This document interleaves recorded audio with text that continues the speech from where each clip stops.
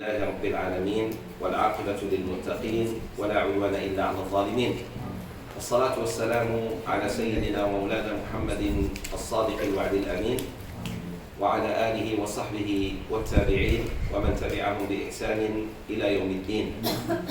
رب اشرح لي صدري ويسر لي أمري واحلل عقدة من لساني يفقه قولي. اللهم علمنا ما ينفعنا وانفعنا بما علمتنا وزدنا علما. Ya Allah, we ask you by your beautiful names and your great attributes to grant each and every one of us rahma and maghfirah, to forgive us for any mistake we have committed, Ya Allah, and to please forgive our loved ones who left us, namely our parents, our spouses, our sons and daughters who left us, and good friends. Ya Allah, grant them Jannatul Firdaus and grant us rahma and barakah. Make this house full of nur. Make this house full of barakah. And with, inshallah, yaqeen and iman. Ameen. Okay. Any question before we start? Anyone has question? Let's take a few more minutes to maybe give chance for others to join. Anyone has question or two? Haji, please. Feel free.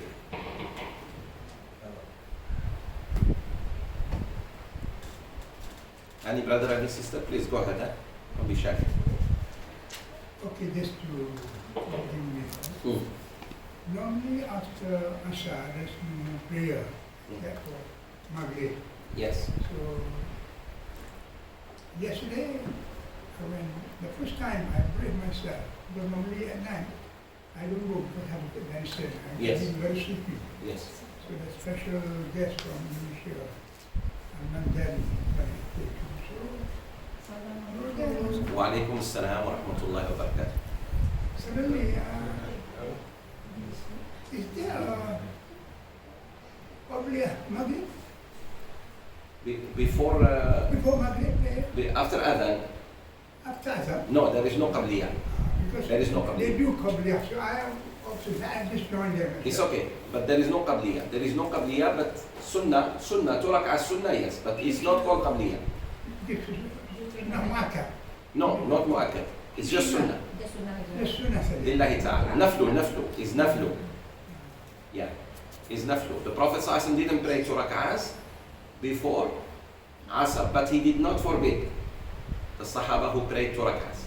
Just like the Jum'ah, yes.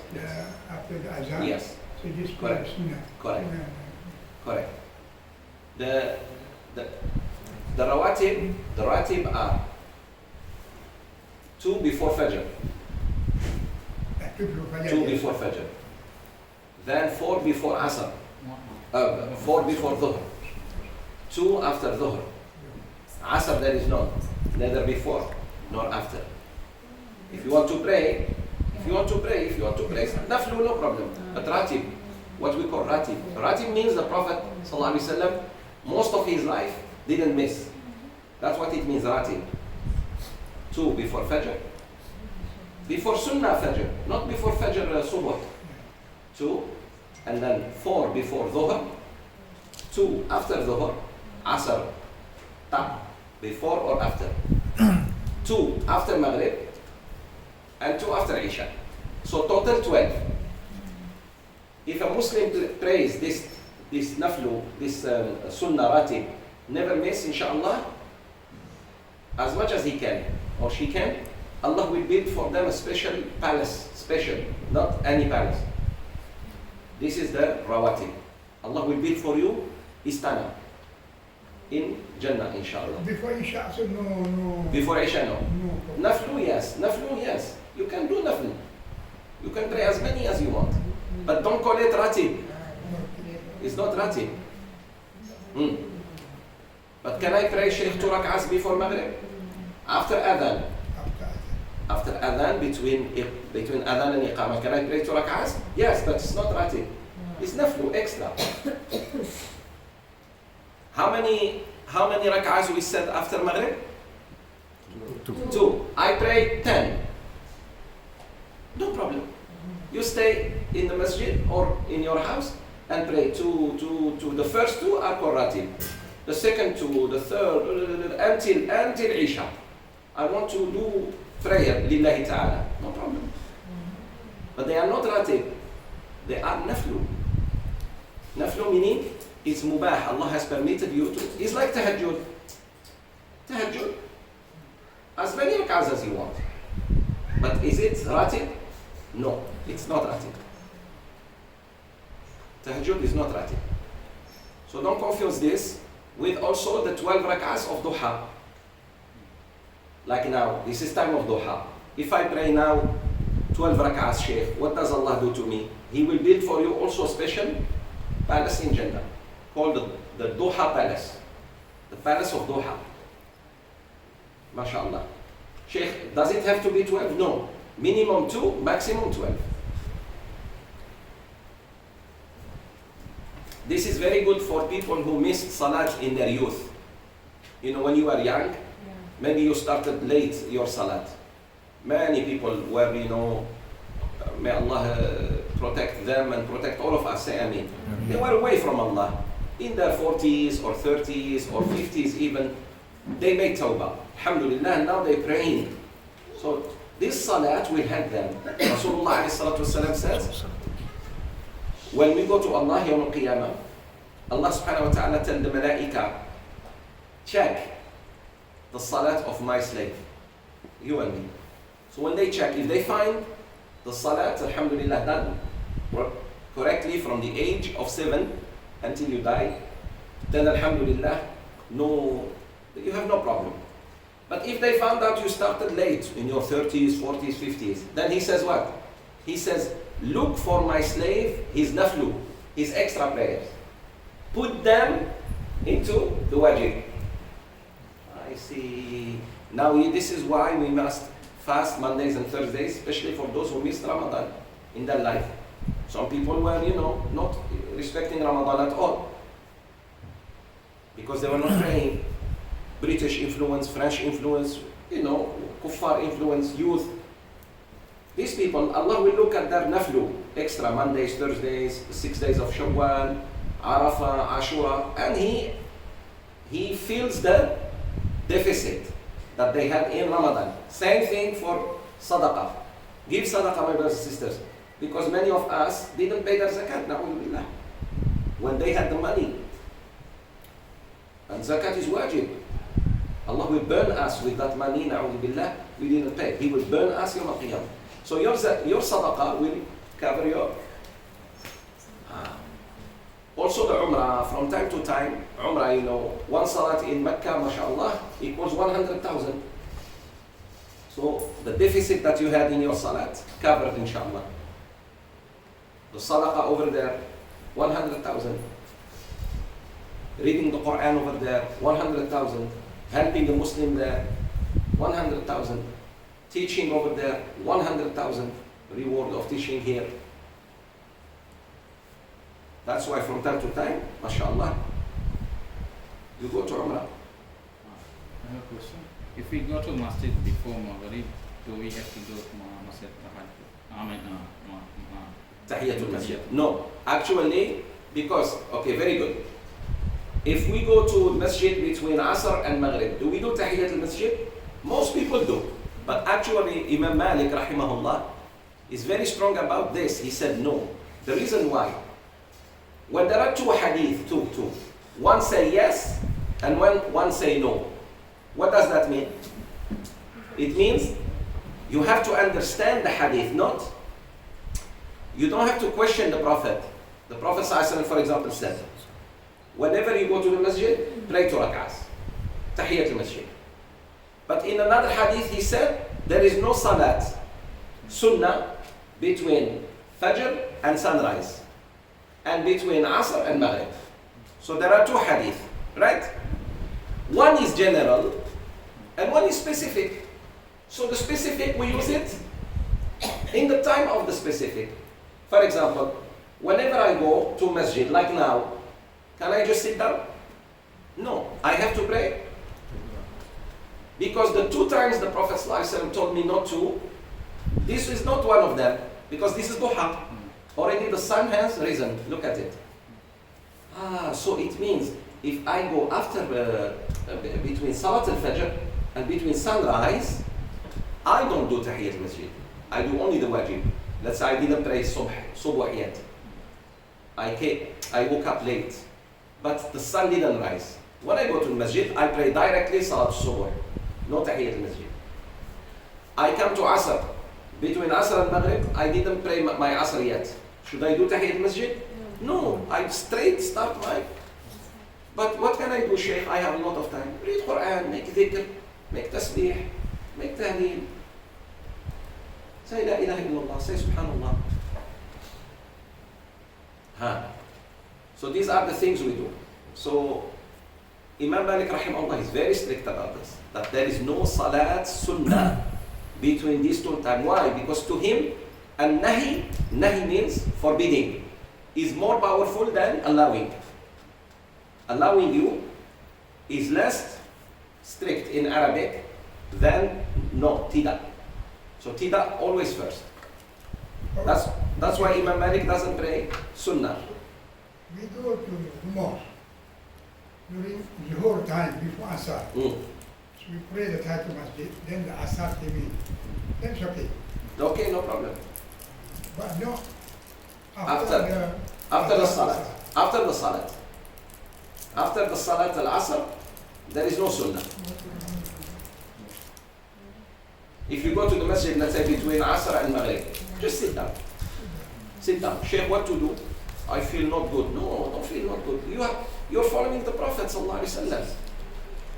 The Prophet, many times they see him, he enters masjid between this one, Asr and Maghrib, he sits.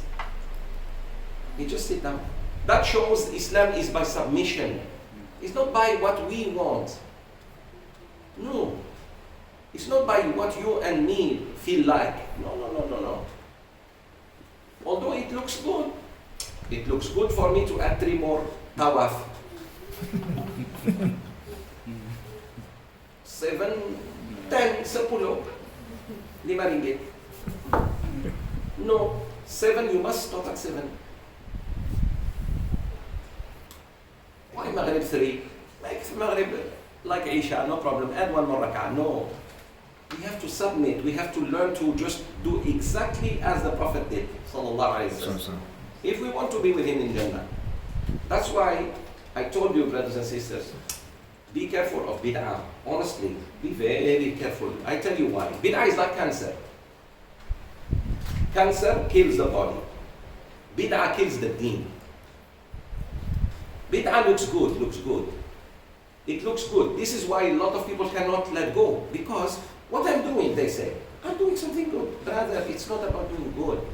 It's about not doing what the Prophet ﷺ is doing. This is where the danger is. It's like too much sugar for kids. Imagine kids are eating chocolate and you tell them don't eat chocolate. They will never listen to you. Because they love it. Bid'ah, brothers and sisters, looks good. For example, Sheikh, I'm making dhikr. But you're not doing it the way Rasulullah did it. This is where the shaitan tricks you.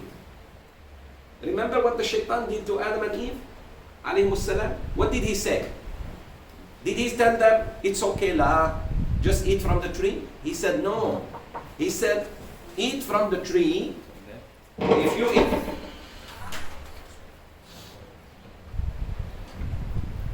Wa alaykum salam. If you eat from the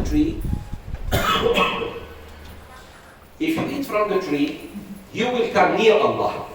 You become closer to Him. That's what the shaitan tells us for the bid'ah. If you do it, you become more religious. Then you get it. He knows you want to be closer to Allah. So he comes and tells you these things to pull you towards Him. So he tricks you. So he told Adam and Eve, come closer. It's okay, just appreciate the tree. You see it better. So they start looking at the tree. Now the fruit's tempting. If you eat from it, you never die and you will worship Allah forever. Yep, he tricked them. Same thing he does to you and me. Sheikh Zoubir, this is okay. It's dhikr of Allah. This tahleel when janaza somebody dies. You know, it's okay. What's the problem? 7 days, 40 days. Hey, but this is where he's getting you wrong. Morning is 3 days. No more, no less. No more, no less. Meaning after 3 days you go back to your normal life. Halil? No. Tahleel of dhikr Malaysian way? Malaysian way? No. No. No Halil at all. No tahleel. Tell your loved ones, if I die, don't do tahleel for me. At least Allah will not hold you responsible. Because in the grave, you'll be questioned. Say, Ya Rab, I told them not to do. I know what I'm saying is shocking you, especially the elderly now. The elderly are shocked a little bit. Because all their life they see tahleel. The youth, not that much. But you like, I die and there is no tahleel for me. Do you think the tahleel will help you? Tahleel will not help you. What helps you now, whatever you do now, the sadaqat you give, the salat you do, mashallah, the fasting you do, the qira'at al-Quran, that will benefit you. But when you die, my brothers and sisters, sorry, one thing benefits you after death. Very important, inshallah. Say Ameen. Ameen. Dua of the children and sadaqah jariyah. Sadaqah. You have left sadaqah jariyah. It's okay. So what happened? This is Halil, something sensitive. It's happened that they do the Tahleel, then we go to the masjid. We participate. Yeah, if we don't participate, it's very funny. It's okay. Rasulullah looked very funny for the kuffar of Quraysh. So He looked very funny when he told them there is only one God. He looked very strange. He was the good guy, remember? For 40 years, what was Rasulullah asked for Quraysh? What was he known as? As-Sadiq al-Amin. For 40 years, not 1 year or 2. Muhammad, oh, very good man. What do you think of him? Oh, super good. He never lied and he never cheated the amana. Okay? Overnight he became most hated man in Mecca. Why? Why? Because he started changing. Please understand this. The moment you start changing people, you become not liked by everybody. And if you are here to please people, pay attention to this. If you are here to be liked by people, then da'wah is not your job. Don't do da'wah. Go, I don't know it. Do whatever you want. If you do da'wah, a lot of people will hate you, including Muslims. Including Muslims. They will hate you, they will not like you. Why? Because you are forced to clash with their desires. Pay attention to this. You will be forced to clash with their desires because you are telling them not to do what they like to do, my friend. And what you like to do is not necessarily always right. So another, we can even participate. You cannot. We cannot participate. You cannot. If you listen to me, I know you will not listen to me. No. I know. I want to be Now, later on, do whatever you want. If you love Sheikh Zoubir and you trust me, I don't do those things. My parents died and I didn't do those. Doesn't mean I'm not a good person. But I never miss making dua to my parents in my salat. Whatever sadaqah I do.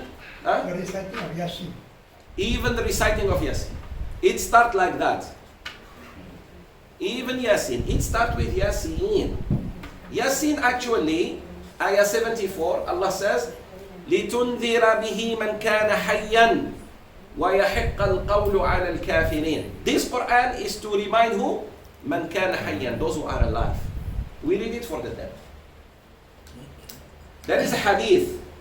Listen to me carefully, please. There is a hadith, Ibn Majah, the great alim Ibn Majah, narrates a hadith. Bukhari doesn't narrate it. Muslim doesn't narrate it. Abu Dawud, Nasa'i, Tirmidhi, all the great scholars except Ibn Majah, rahimahullah. Hadith, we can say authentic. اقرأوا ياسين على موتاكم. Rasulullah says, read Yasin over your dead. People understood it this way. When somebody dies, read Yasin. Actually, no. He said that when he visited someone dying. Like Sheikh Zoubir, I'm visiting somebody who is in coma. When I'm leaving his room from hospital, I tell the family, اقرأوا ياسين على موتاكم. Meaning this man is dying. This person was dying. He didn't die yet. The Prophet ﷺ said to his children, read Yasin over your father because it will soothe his spirit. Yasin, yes, is very good during death. When a man is dying or a woman, we recite Yasin for them. After they die, we should not do it. We should read for us. We need the Quran more than that. They are with Allah's mercy. Khalas. But I told you the few things that will benefit us after death. We do them now. Ilmun nafi'. You spread knowledge. You help somebody spread knowledge. Okay, let's say you are not alim. But there is an alim. Support that alim. Whatever that alim does, write a book, CD, DVD, YouTube, teach like I'm doing, this and that, inshallah you have pahala because you supported that alim. Number two, sadaqa jariyah. You dig a well in Africa, dig a well somewhere, wherever you want. Plant a tree, fruitful tree better, so that it gives fruits. Anyone, any animal, insect, human, jinn, eat from it, you have sadaqah. Pave a way, road, build a yatim house, masjid, anything, school, hospital, clinic. Teach a student, sponsor a student, all this sadaqah jariyah. Number three, and the best, is the anak salih. Your children and grandchildren will make dua for you. That's the best three things you can leave after you. Leave these three. Spend money on them. Spend money on these three. Teach your children Quran so that they become salih. They will always make dua for you. Leave a sadaqah jariyah. Leave a charity that is, inshallah, you are dying and the pahala still coming. Like Sayyidina Uthman radiallahu anhu. I just showed them in the trip, those who went with me, Waqf Sayyidina Uthman up to today. Ramada Hotel in Medina is Waqf Sayyidina Uthman up to today. Imagine, he donated the land. He donated the money they built. Until today, it's still Waqf Sayyidina Uthman. Imagine, all the income that comes and they spend it again fi sabilillah, he has pahala. 1400 years ago, he still has pahala coming in his grave. We can do that. You build a clinic, you build a hospital, you participate. You don't have to build it all by yourself. You just participate. Yes, ma'am. So now in Malaysia, when we go and visit a person who's died, Yes. we recite the Yasin, which is not correct, as you say. So what do we do? Okay, don't go between Maghrib and Isha. Like I do. Maghrib and Isha, most people read Yasin. Right? What time you read the Tahleel? Thursday night. No. In Malaysia. When? After Maghrib. Between Maghrib and Isha, don't visit. Go after Isha or go before. And by the way, why you stay there long? Assalamu alaikum, my condolences. And you leave. That's it. Assalamu alaikum. May Allah give rahmah to your dad. Inna lillah wa inna ilayhi raji'un. You don't have to be there between Maghrib and Isha. Most of you there for Makan, I know that. You are waiting for Makan. Takbir. Based on my experience with my mother when my mother passed away May Allah have mercy a on you. few months ago, I tried to stick to this, and it is so easy for the family rather than being stressful having to prepare everything for the Jum'ah. Exactly. And another thing. Do you know who should prepare the food? Your neighbors. Not neighbors and friends. Why are we friends then, brothers and sisters? Why are we now? So, let's say one of us die now. His immediate family does nothing. They just focus on receiving the condolences for 3 days. We have to already call the caterer or the food, everybody brings coffee, tea with it, so that when people come, and actually the sunnah is not to eat.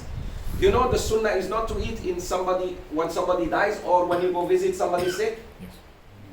Because we don't know the sunnah, that's why we are messing up. Let me tell you now the sunnah of... Do you know the sunnah when you come to visit somebody sick, you should not eat anything? That's the sunnah. I can visit you and you offer me all type of food. Actually, I should decline. And no more than 5-10 minutes visit. when somebody is sick. We go there, the blood pressure was okay. After our visit, the blood pressure goes high. The man is about to die now. Because we start negative. So and so did. So and so is about to get divorced. So and so died. So and so died. And the one who died younger than him. And he is like, oh my God, I'm next. When you go visit somebody sick, do not talk bad about, don't mention anything. Hassan, you look, I mashallah. have this experience Ah. last week. What is it? I have, we call it 3 musketeers. We are very close from small. Okay. Colonel Fandi, Dr. Ami and me. So we went to the visit. He's in stage 4 cancer. Stage 4 cancer, and then the medicine that he's taking is the 3rd generation medicine that cost him $27,000. Per tablet is $1,000. So the Slide Hospital already prepared for him. He has special unit. He told me to prepare for his funeral because he has nobody in the house except the wife, because the son is in Dubai, in Australia and everything, to prepare for him. So I feel very sad when I come back to the house with all this story, with all this thing. You feel so sad that you depress you, and then you want to go to visit, then you say you don't like to go and visit because the thing will depress you further. But he is our close friend, so what to do then? No, it's okay to go. No, I'm talking about, okay, it's like this. Let's say I come visit you, mashallah. Okay, I come visit you. You have Emery, you have, mashallah, my other brother, you have daughters, yes, okay? Here, unless you ask, Sheikh, please stay. Please stay, I need you. You know what I mean? But you are busy, about to sleep, and my talk wake you up. You know what I mean? We are more burden on the sick than we are actually bringing relief. But in this case, the man doesn't have only except the wife with him, and maybe very old. It's okay. But let's say he wants to sleep, and you chuck up, tapapa, lapapa, lapapa. Haji Johari, the man wants to sleep, and Haji Johari is talking to him. This is the point I am making. And this is the sunnah of Rasulullah sallallahu alaihi wasallam. Tahurun inshallah, you'll be okay. Make dua and leave. We stay, we talk, that's not right. That's not right, my sisters and brothers. Also, sunnah is not to eat if you live in the city. When somebody dies, food is available for you. Who should eat? Those who come from far. Those who come from Kelantan, Johor, Negeri Sembilan. You, mashallah, live in Shah Alam. SS18, SS2, I don't know what. Why are you eating? Plenty of food available. You know every store in the area. You faham, sisters and brothers, start practicing the deen. Then the pressure will not be on the family. Alhamdulillah, they already lost a loved one. Father, mother, spouse, a son, a daughter. Follow sunnah of Rasulullah, my sisters. Some people have 2 musibah, 3 musibah. Musibah of losing a loved one, musibah of feeding everybody who comes, and musibah of finding shelter for them where to sleep. Take them to the masjid, bunkus them all in the masjid, yallah. Women when inside, men. I have to think where you sleep. Already stressful. Yes, my sister. Just a follow-up to Haji Johari. So what should be the niyyah and the goal that you have to have in mind when you visit someone who is sick? Yes. What's the niyyah? What's the niyyah? Lillahi ta'ala. I am visiting him, lillahi ta'ala. Silatul rahim. And fulfilling one of the rights of a Muslim over a Muslim. You know the rights of a Muslim over a Muslim are, number 1, when he's sick, he visits him. When he dies, he follows his janazah. When he says salam, you reply the salam. When he sneezes and say alhamdulillah, you must say yarhamukallah. And number 5? Huh? No? Yes? No. If he invites you to makan, you go. But if he invites you to halal makan, Halal, not the food. Halal sitting. Women one side, brothers one side. Like we do when we eat, sisters one side. If they make you sit with women you don't even know, you think you are eating now? You're not eating. So, these are the rights of a Muslim over a Muslim. In another narration, one more. So one hadith 5, in one hadith 6. وَإِذَا اسْتَنْصَرَهُ نَصَرَهُ. When he asks you for help, you go and help him. Help even against kafir. You say, brother, help me. The kuffar are... You go and help him. You don't even think twice. Let alone help him when he's sick or when he is in need. So please, these are the rights of a Muslim. إِذَا دَعَاهَا. If he invites him for kanduri, he goes. If he invites you to kanduri, you go. Haji Johari, it's very easy. Look, it's only in your mind. Especially the elderly cannot let go because they always think of what people may say about me. Hey, apa itu? Tell them not to. I'm just coming from Makkah and Medina. My mind clear. I don't want tak either. Not yet. Give me 1 or 2, 3 days. Please, brothers and sisters, we also were like that. We grew up in, but we, alhamdulillah, we made a niyyah. Ya Rab, please help us to do the right thing. When our loved ones die, we don't read the Quran. The Quran is read for the living. So Sheikh, what benefits the dead? Dua. Make dua. Between dua to Allah and reading Quran, dua benefits you more. The dua benefits the dead more than the Quran. Remember this. Rasulullah said, do 2 things when your loved ones die. Number 1, ad-dua. Make dua. Ask Allah to forgive them. Ask Allah to have rahmah on them. Number 2, give sadaqah on their behalf. And the best sadaqah is water. Water. Give water to people. Suqya is called suqya. Provide water for people. That's the best sadaqah. All sadaqahs are good. Watering, feeding, giving money, but the best sadaqah, remember, is watering, giving water. Give water to people. Animals too, especially during the heat. Sometimes let your tap, birds will come and drink or refresh. It's the heat. Like yesterday, when we arrived, it was too hot. And today also, because of the boy thing. Anyways, so please, my brothers and sisters, make wasiyah to your loved ones. That my children, when I die, don't do these things. At least with Allah, you're clear. Okay, what would you lose if you don't do? Question, if no tahleel, what do you lose?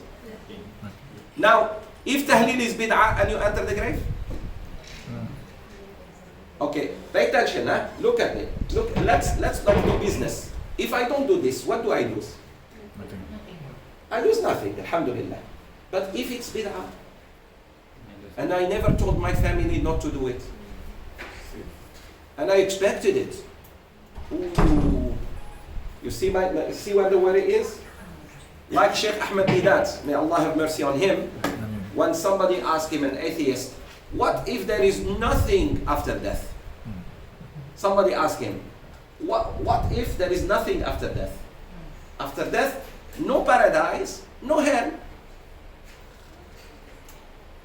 So he said, I have missed so much fun in my life if I live like you as a Muslim, because we cannot do the haram, we cannot party, we cannot do zina, we cannot do this, we cannot do riba, we cannot. So the Sheikh smiled and he said, okay, if we go to the grave and there is no punishment of the grave, me, the Muslim, I didn't have the fun, the haram fun. So I missed the haram fun. But you, if there is punishment, who's loser? The one who didn't do or the one who did? So always assume the worst. Always assume the worst and hope for the best. The Americans have a very good saying. Prepare for the worst and hope for the best. Always be ready for a storm. But inshallah, hopefully the storm will not come my way. But be ready, prepare yourself. So what I'm saying, my dear brothers and sisters, please listen to the ulama of Ahl Sunnah wal Jama'ah. We lost the deen. You think the British were playing games here? The British, when they were in Malaysia, do you think they were just after the rubber, palm oil, tin? They were changing the minds. They were changing the aqidah of people. How many names Allah has? Why we have only sifat 20? Now explain to me. I'm just asking you. Ask your shuyukh, your teachers. Ask them, Sheikh, how many names Allah has? They say 99. Okay. Why we have only 20 sifat? Ask them, just ask them. Let them think. I'm just asking you a question. I'm not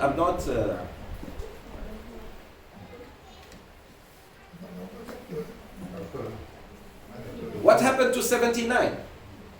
The rest. 99 minus 20 equals 79.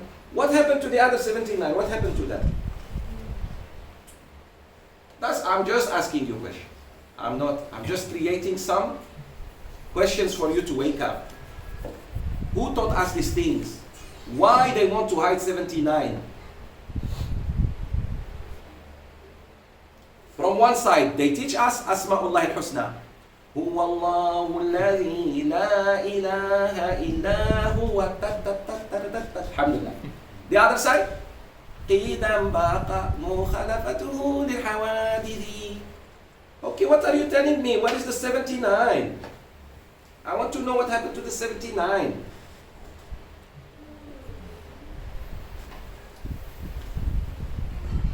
Quran, Hadith.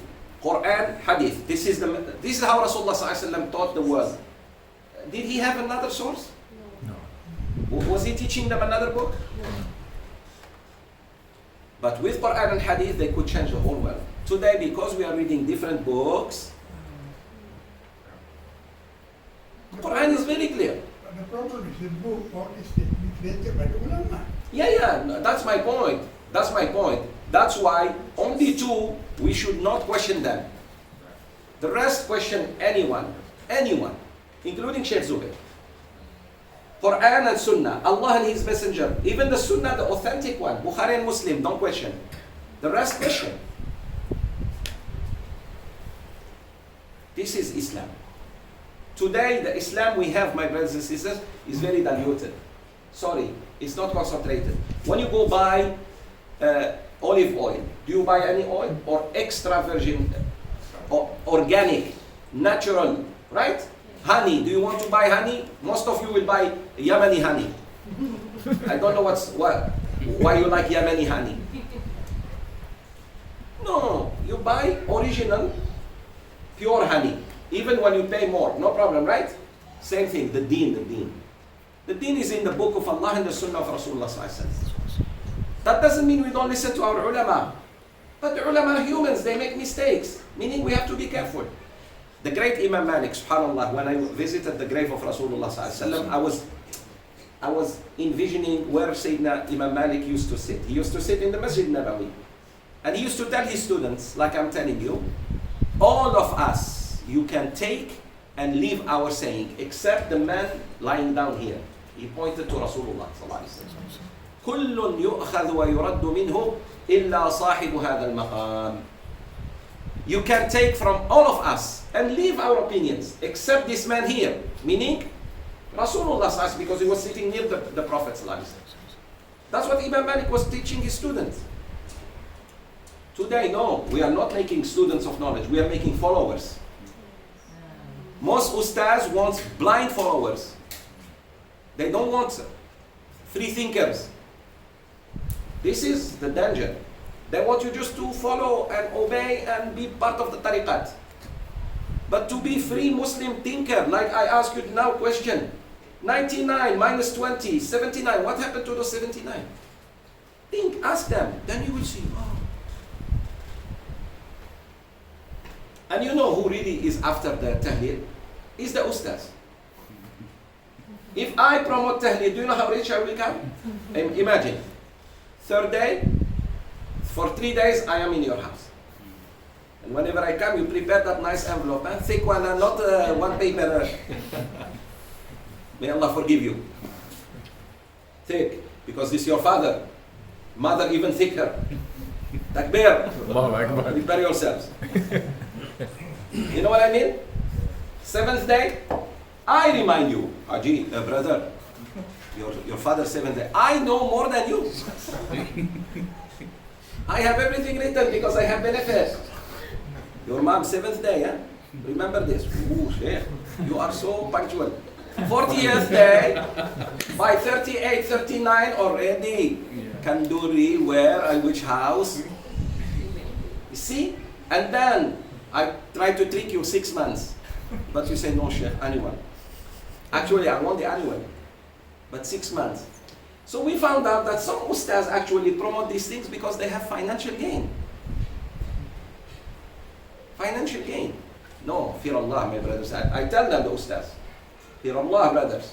Your risk is written. When Allah wants to give you something, it will come to you. But don't use this,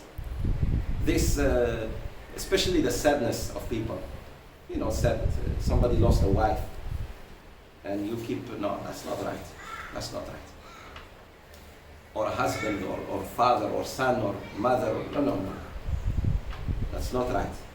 We should fear Allah, my brothers and sisters. This is a very important discussion, by the way. But I know some of you will know, still not listen to Sheikh. I know that. May Allah forgive you. But don't tell me Yawm al-Qiyamah, I didn't tell you. Because all what I care, honestly, when I teach people, is that Yawm al-Qiyamah, Ya Rab, I told them. I was there and I taught them. But you are always worried about what people may say about you. I know. You shouldn't worry. The first shock will be that Wahhabi.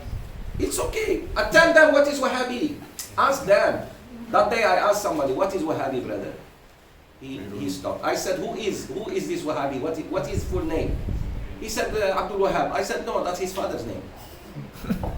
He is Muhammad bin Abdul Wahhab bin Sulaiman al-Tamimi. You need to know who's the alim. He's a great alim, Muhammad bin Abdul Wahhab bin Sulaiman al-Tamimi. He studied in Syria.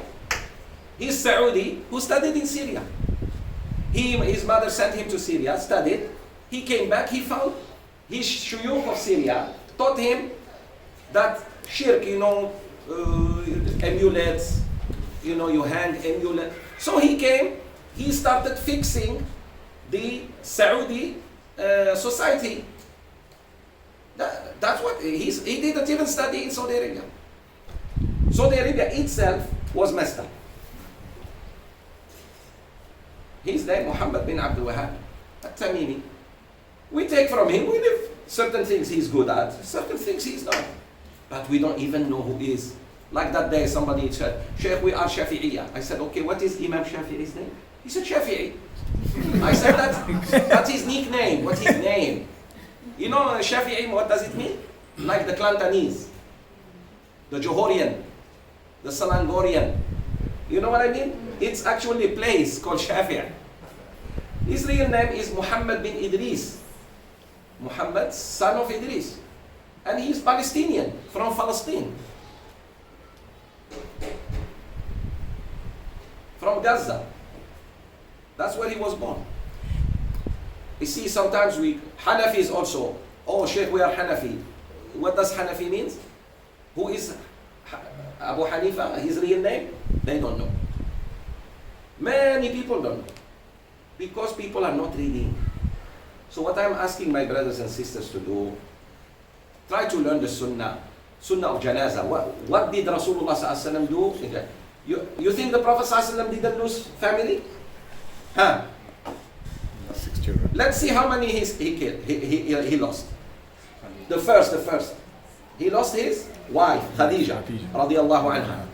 Then he lost 6 children. Then he lost another wife in Medina. He lost. This is his nearest family members. The nearest, his Ahlul Bayt.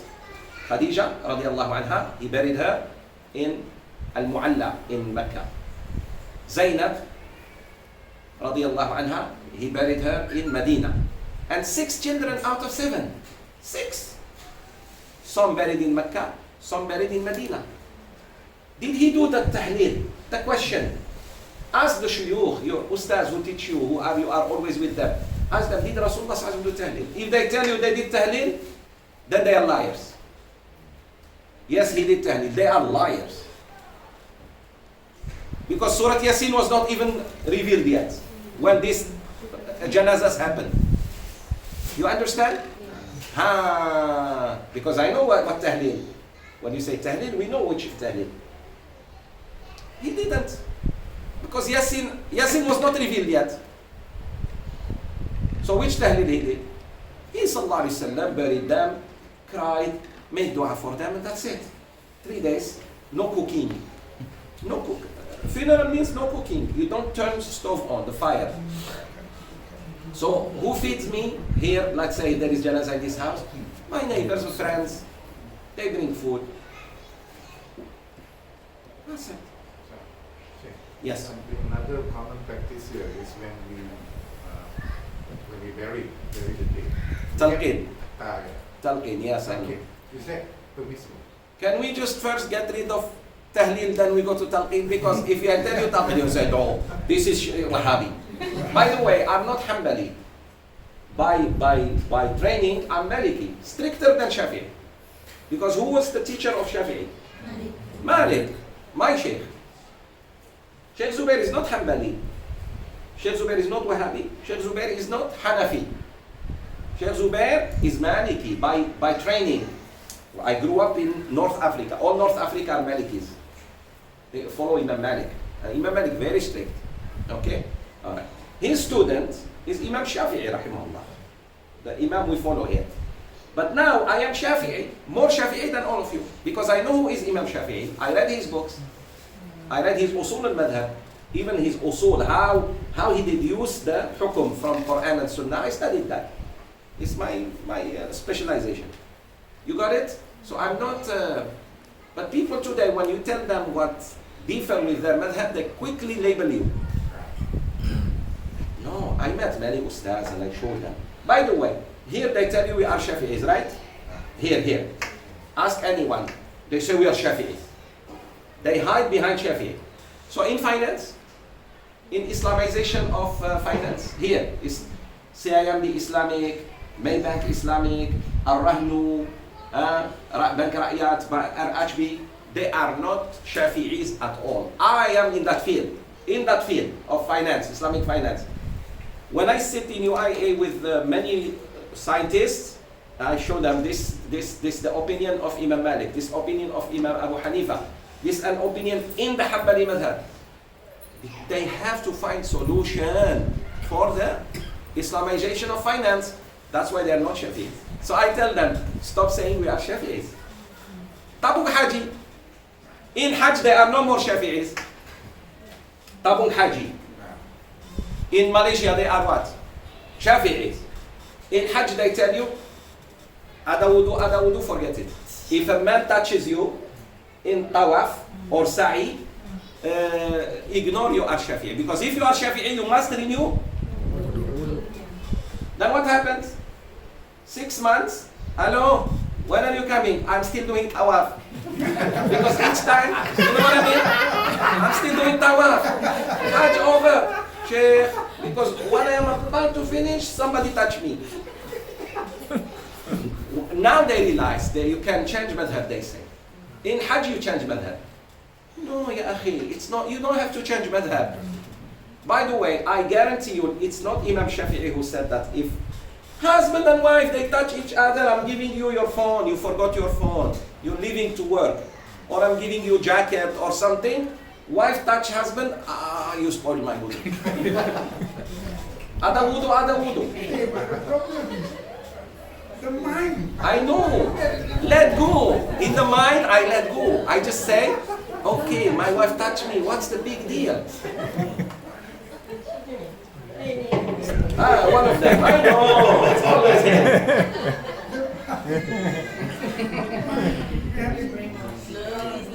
Subhanallah. Look at me. لبيك اللهم لبيك.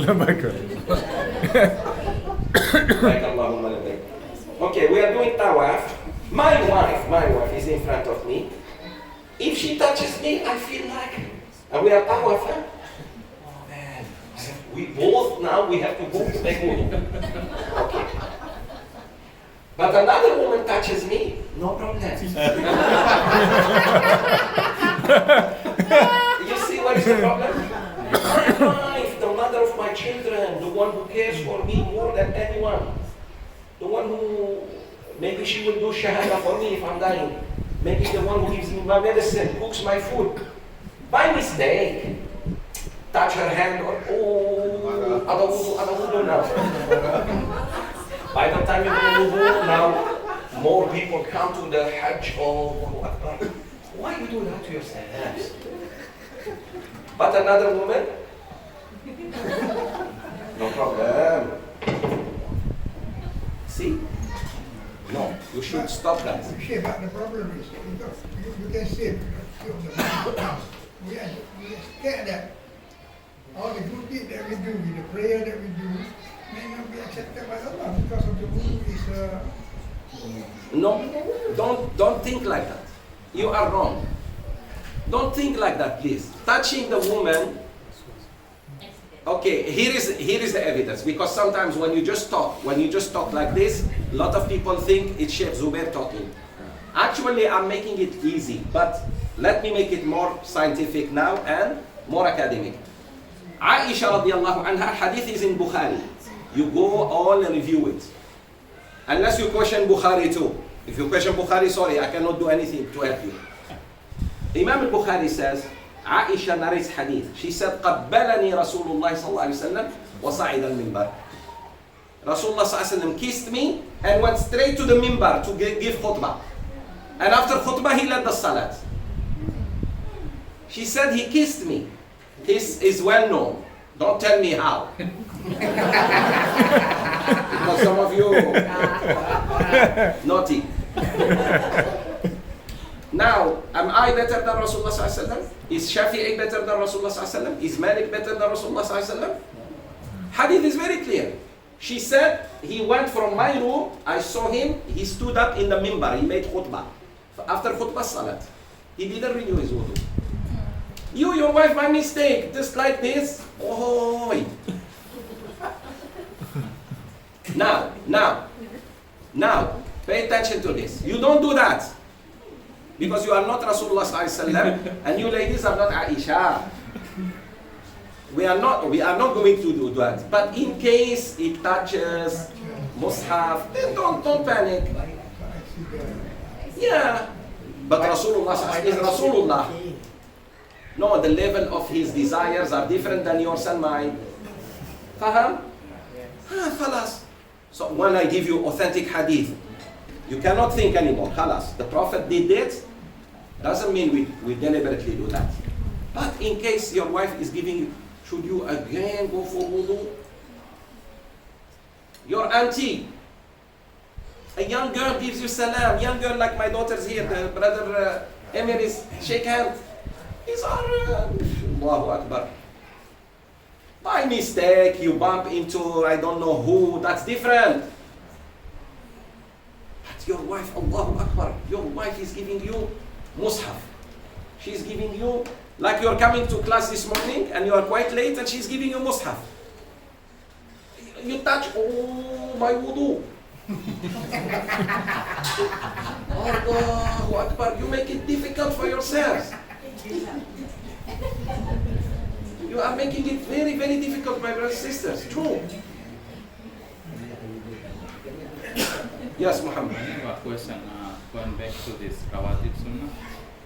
If we miss Qabliya, Subuh, before there is two, right? Yes. So can we do after Subuh? No. Because sometimes, there seems to be a... Like, not the Qabliya, the Fajr. Fajr you can do. Yeah. Okay. Okay, it's like this. The two rak'ahs before Subuh are called Fajr. Sunnah Mu'akkada.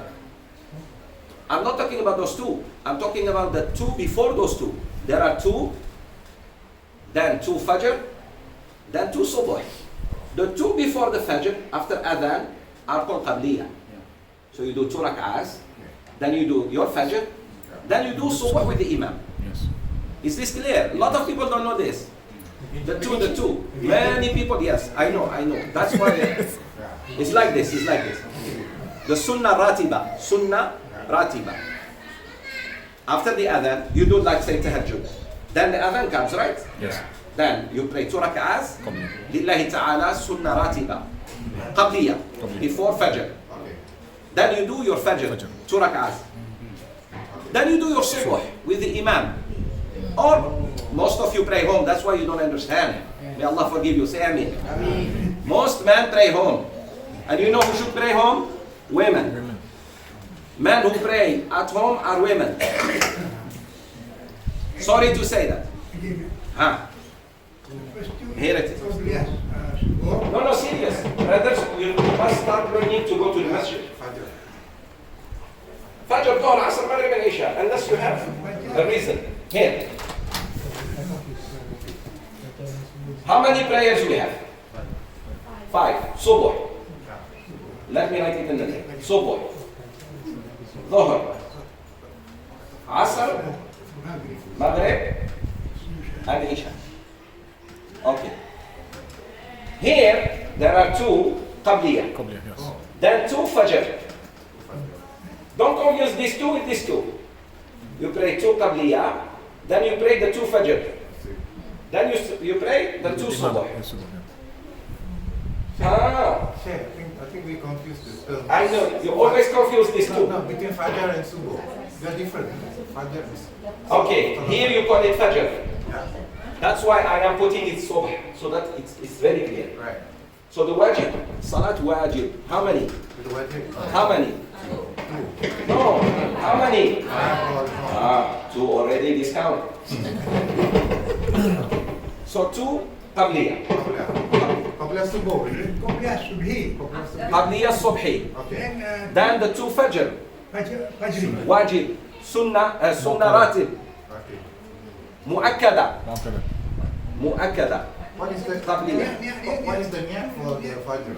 Fajr. Fajri. Nawaitu lillahi ta'ala salat al-fajr. Allahu Akbar. Then you pray subuh by yourself or with the imam. Better with the imam. And if you are in your house, you better leave your wife and kids. Don't pray alone. And wake up the kids. They don't wake up, kick them. Serious. One sister yesterday in Medina, when we were coming at the airport, she said, Sheikh, you are very right. I remember my grandpa, duk, salat. He cannot climb. Old man. She said, I will never forget. He was so good, grandpa. We were little girls. He used to stick his rotan, tak, get up, salat. He wakes them up. An old man cannot go up, otherwise he will go up. She said, I never forget. I never forget Sheikh, because he did his job. Now today we talk about him. MashaAllah, he's in his grave. We talk about him. Subuh comes first after Fajr comes first. No, Fajr comes first. Fajr. Fajr comes first, then... Sunnah Fajr. Sunnah Fajr. Then you pray with the imam or by yourself? No, Qabliya first. Qabliyah subuh. Yes. And then As soon as the adhan finish, you pray the Qabliya. Then you pray the Fajr. Then you pray your Subuh.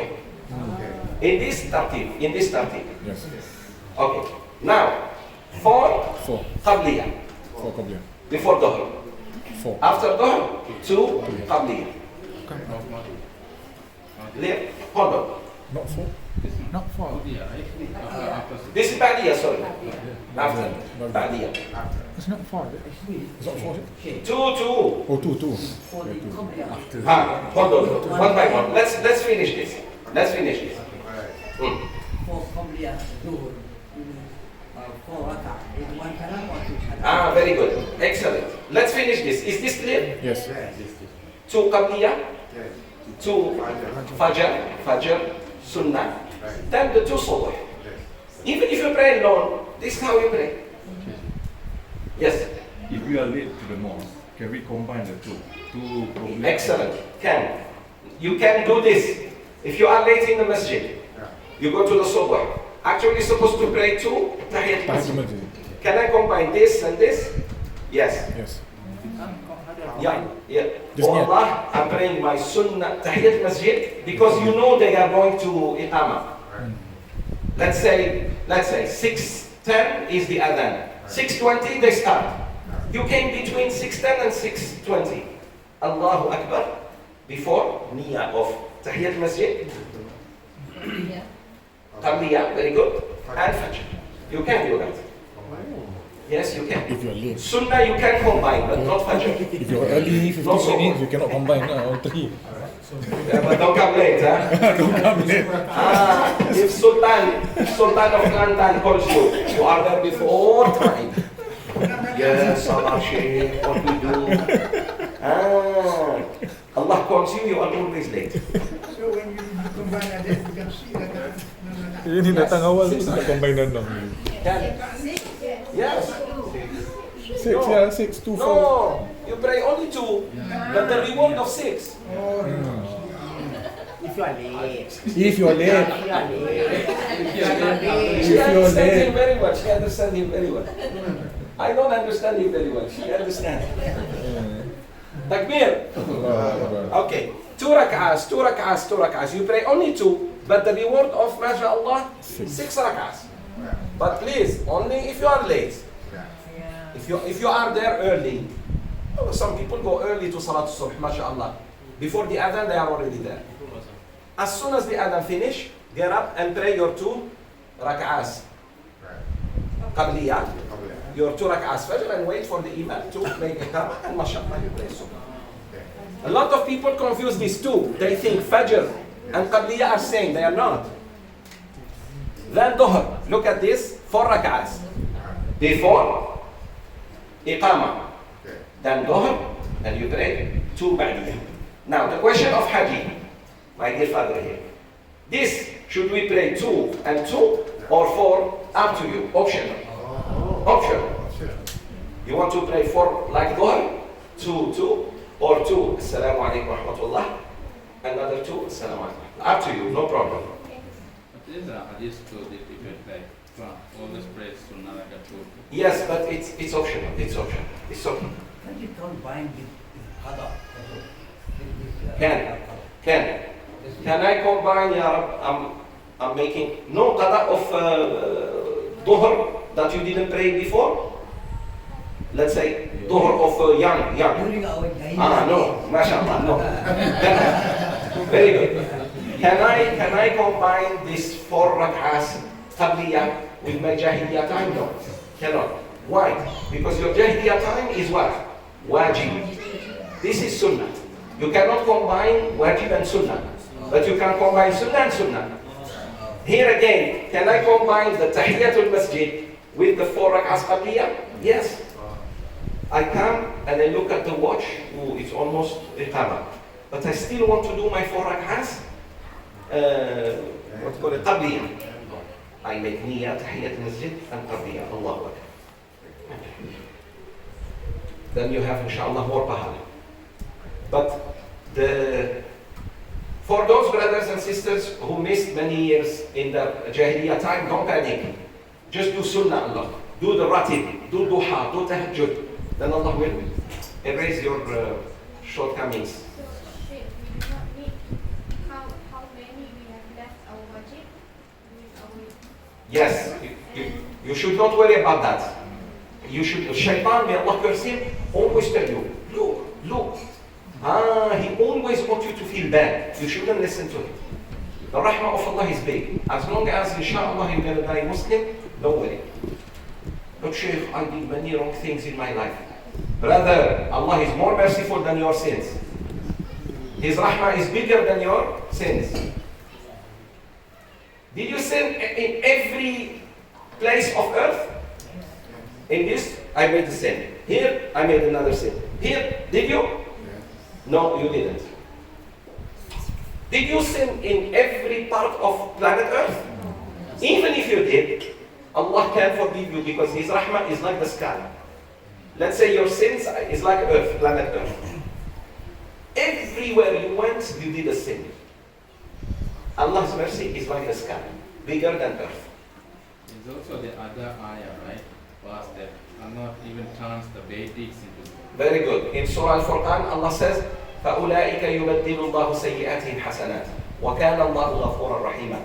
Some of you, Allah will turn the bad deeds into good deeds. Whatever bad you did, if you sincere tawbah to Allah and you start doing good now, bad deeds you did, turn good deeds. Don't ask me how, because it's Allah's specialization, not mine. Asr. Do we have Qabliya? No. Do we have Ba'diya? No.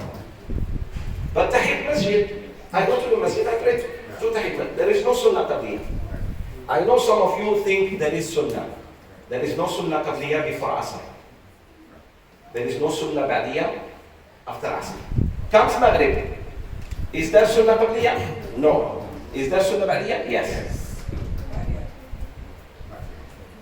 Isha. Is there Qabliya? No. You know why there is no Qabliya in Isha? Because you're supposed to be inside the masjid. Between Maghrib and Isha is i'tikaf. Every day a Muslim is supposed to do i'tikaf. Between Maghrib and Isha. Yes. You are in the masjid i'tikaf. Lillahi ta'ala nawaitu i'tikaf. I come and pray Maghrib and I sit there, make dhikr, read Quran, attend the class, hafazan, or I listen to an ustaz, and then they pray Isha, and I go home. Most people are not going to masjid now, sisters, brothers. Sheikh, the problem is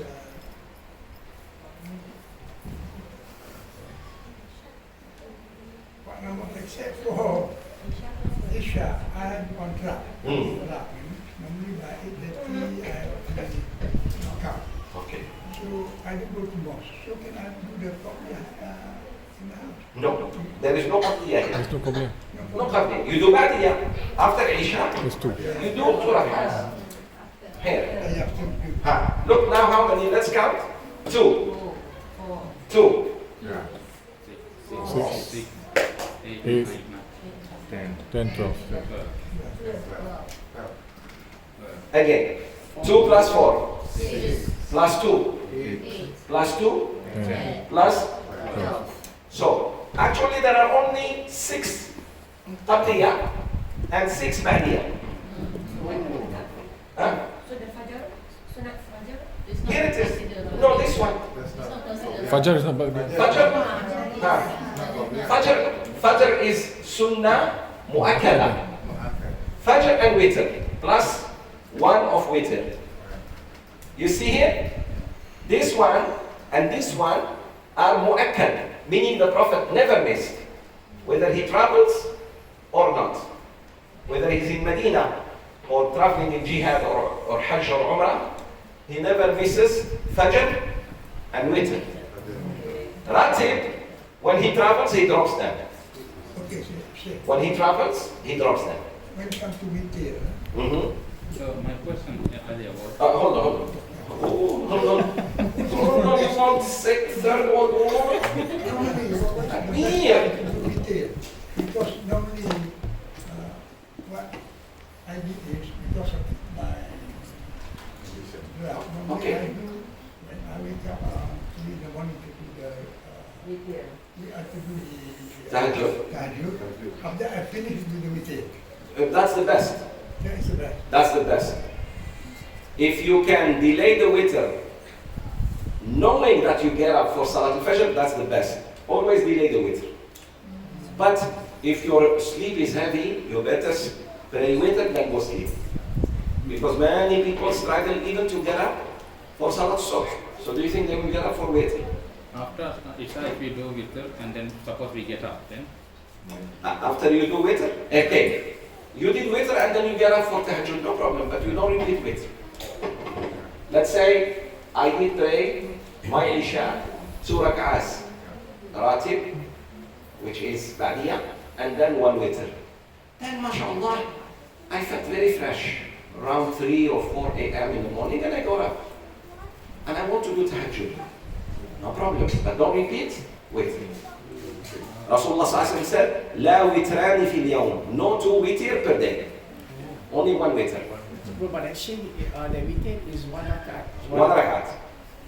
1 rakat. Can I do the Sheikh? Can I do the witr 3? Can. One rakaat. No. The witr actually is 1 rakat. Okay, hold on.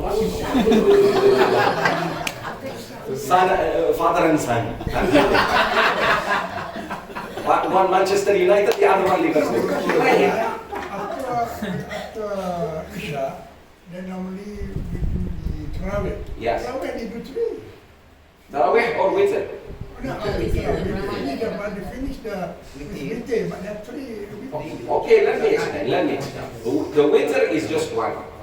But you can do 3 by combining these 2 and this in one salat. Can. You do 2 tashahhud, no salam. You stand up like Maghrib. There is the witr, the Prophet ﷺ prayed it this way. 3 straight. Fatiha, surah, Fatiha, surah, Fatiha, surah. And 1 tashahhud. 3. 1, 2, 3, straight. That's 1 witr. The other witr, like Maghrib. 2 tashahhud in the middle. Then 1 rak'ah, Fatiha and surah. And then tashahhud and salam. Like Maghrib. And then is the other witr. 2 plus 1, like this one. So all this is witr. This is considered witr. The idea of witr is as long as you have done Tarawih, Isha. you can do witr immediately after. Excellent. That's the one. That's the idea. Yes. Must do Isha. Must do Isha. No witr before Isha. Can you do witr 3 rakat? Can? 5, 7? No, only 3. Only 3. Very good. Because Rasulullah ﷺ did only 3. And he said, don't do more than what he did. He did 1, 2, 3 straight. You do 1, 2, 3 straight. Or 2 and 1 like this. Or like Maghrib. 2 tashahhud. Instead of saying salam, you get and end up with 1 more. So when the 1 rakaat you have to niat again. No. From the beginning. Before the salat, you make the niyah.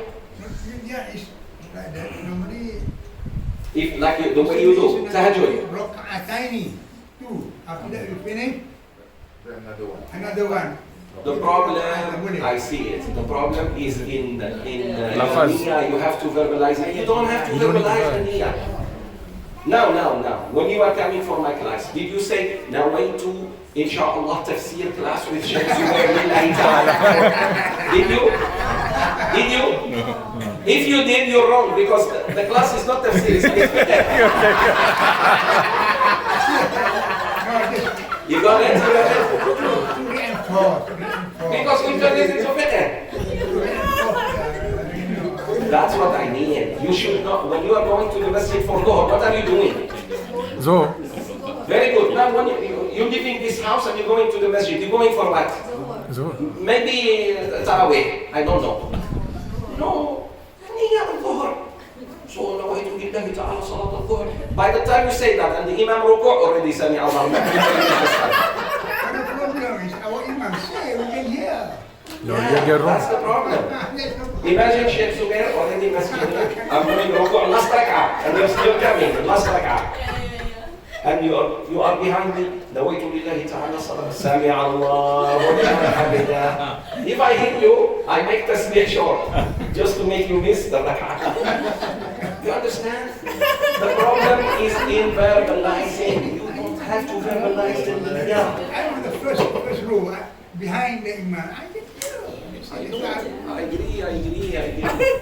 Sometimes the imam does it too. Sometimes he does it. I do it sometimes. Just to teach people. But necessarily you don't have to say it. Your son knows quite well, those who follow me a lot. Sometimes they think, Allahu Akbar, right away. No, because I know what I'm doing. Sometimes no, I say, they don't understand sometimes why I do that. I do that because Rasulullah did all that. The other one is, mesti quite loud also. Yeah. Surah di apa? That's it. Dia yang apa? Qul a'udzu birabbil nas. Very little loud. Before they start Before takbir. before That's wrong. The Prophet never read Quran. Also another thing wrong, I tell you. Before adhan, subhanallah, alhamdulillah, you hear the mic. Subhanallah, alhamdulillah, wa la ilaha illallah, Allah. Allah, that is wrong. You should not say anything. Allahu Akbar turus. You recite قل يا أيها الكافرون لا أعبد ما تعبدون قل أعوذ برب الناس ملك الناس من شر الوسواس الخناس. Because he wants to kick the waswas. The waswas will come to you, my friend. Shaitan is not playing games. So, the Prophet, did he recite Surah Al-Nas before Takbirah? No. All these additions. This is why people are confused. And when you see the ustaz doing that, you are not ustaz. You say, this ustaz know more than me. I understand you. That's why, actually, we need to fix our imams first. If I am the Minister of Religious Affairs, I will retrain all the imams. I don't care who you are. Even if you are the mufti, you have to come back for training. There's nothing wrong, because if I invite you for training and you don't come, it means you are bersambung. You are really arrogant. Sheikh Zoubir, no matter alhamdulillah who I am, you find me looking for conferences, seminars. I go learn every day if I can. The more I learn, the better I will be. Some people think, no, I'm already imam of the Masjid Bisar. How come somebody come from, go to Egypt and learn, go to Syria, go to Algeria, go to Mecca, come to Malaysia and seek knowledge, no problem. If there is somebody more knowledgeable than me, please show me, I will go and seek knowledge from him. Or her, even her. The usual is that subhanallah, alhamdulillah, wa la ilaha wa la Wala. Done the adhan. And they do it loud. That is wrong. Maybe in your heart, subhanallah, alhamdulillah. Our masjid nearby, they do the same thing. Okay, let's read some Quran, otherwise, mashallah. Yeah. Then after Isha, you do Ba'diyah 2 rakaat. But after Isha, yeah. Okay, assuming you wake up before Fajr, you want to do witir. Yes. You haven't done your witir. Can You still do. Can you do 3? Yes. Yes. Actually, let's say you prayed Isha and you went to bed. You didn't pray the Ba'diyah. Can I do Ba'diyah with the witr? Yes. Definitely. 3. Can I do 3? No problem. Can. I'm sorry. Sure. The 2 rakat Fajar, if you miss that, can you do it after Subuh? Yes. Correct. Very good. If I already arrived to the masjid, they were already praying Subuh. Don't do like our brothers, the Hanafis, especially from India and Pakistan. If the Imam is praying Salat Fajr, Subuh already, they still pray the 2 rakats by themselves. That is wrong. Rasulullah said, if there is iqama for Salat al-Maktuba, for the 5 daily prayers, Sunnah drops automatically. Yeah, so you see them praying, and when you ask them, they say, we are Hanafis. Brother, Abu Hanifa followed the Prophet ﷺ. You cannot be more Hanafi than Imam Abu Hanifa. This is the problem, ta'assub. Some Shafi'is, they say we are Shafi'is. Hanafis say Hanafis. Like yesterday, I got very upset with, in Jeddah, in Medina airport. SubhanAllah, Allah sent me to masjid. You know masjid in Medina? Medina airport, there is a nice masjid outside before you enter. I was going to pray in the musalla, but I said, let me go to the masjid. We already prayed, we were late, Asr, so 3 people. Then 3 more people came from Europe, looking European. Then another jama'ah. And I told them, brothers, wait, they are praying, go join them. This imam said, I said, no brother, la yajuz. He made me very angry. He is Hanafi, Turkish flag. I said, brother, they are praying. They already started. You come and join them. You cannot have 2 jama'ahs. And I told him, brother, nicely, I said, cannot have 2 jama'ahs. Then he became, no. Then I realized, these people will never change. They will never change. I said, brother, la yajuz. Do you understand me? I told him, la yajuz. Wrong. Go join them. Still. Why I told him? So that Yawm al-Qiyamah, Allah says, why you didn't tell him? I told you, brother. They already started. you cannot have another jama'ah. And there were like 6 or 7. If they joined more pahala, look on those 3. You add 6, 7 to them, and those 6, mashallah, 7, you add 3 to them, more pahala. Muslims, may Allah give us hidayah. Still ta'assub. A lot of ta'assub. One more thing. Somebody, one person only, if they saw another group doing the salat, he doesn't want to join. Excellent. Rugi. Cannot. Rugi. Very wrong. If there is jama'ah, you join them. That's why brothers, when you come late, especially the brothers, to masjid, before you start your prayer, look in the vicinity of the masjid if there is jama'ah. If there is jama'ah, join them. You cannot pray on your own. Never. You lose pahala. Jama'ah 27, on your own, 1. So Ya Allah, forgive me for coming late already. You cannot be late for school. If you are late for school, you see the principle. Work, first warning, second warning, third warning, bye-bye. Then back to us. I'm sorry, Friday prayer, there's no... Friday prayers, no, Jumu'ah, There's no... no Qabliyah, no Ba'diyah. Qabliyah and Ba'diyah for Jumu'ah, no. Only for Dhuhr. So Salat al-Jumu'ah is not Ba'diyah, it's not Dhuhr. It's different prayer. But can I pray 2 rak'ahs before? Sunnah, Naflu. Oh, you just walked, I was explaining that. Naflu. After, can I pray? Yes, but please wait until most people leave. The Sunnah Rasulullah used to pray at home. Do you know Umm Ratib? Yeah. He used to pray at home. Aisha radiallahu anha said, I saw Rasulullah praying Tahiyyat Masjid and the Fardu in the Masjid. Other than that, all the Sunnah was at home. Because I tell you, there is a danger of praying all the prayers in the Masjid. Your children will never see you praying. Let's say you, mashallah, you want to pray all the prayers, especially the father. So he goes early to the masjid, he prays, mashallah, this, qabliyah there. Everything there. There's sunnah there. His fardu there. Do you think his children think their father prays? They think the mother prays. It's a question. Yes. If Salatul Eid and Friday prayers is on Friday, like Salatul Eid is on Friday, Good. are we allowed to skip the Friday prayer? You are, but don't do that. Very good. If Salat al-Eid and Jumu'ah comes the same day, Salat al-Eid on Friday, can we miss one of them? If you have a reason. For example, you're traveling to Kelantan to see your grandpa, father. After Salat al-Eid you go. Then Jumu'ah drops. But you pray Dhuhr. Don't say, okay, no Jumu'ah, yallah. Because I prayed Salat al-Eid. If you are, something important happens, but can I drop one of them, Sheikh? Yes, one of them can drop, but you don't have to. I wouldn't miss. I wouldn't miss Salat al-Fajr, Salat al-Eid, and Salat Jumu'ah same day. I wouldn't miss them. Unless I'm traveling or somewhere, I take it easy. But I pray one of them. I must pray one of them. If you don't pray both of them, sinner on both. Yeah. Okay, just double checking with you. You said there's no qabliyah for Salat Jumu'ah.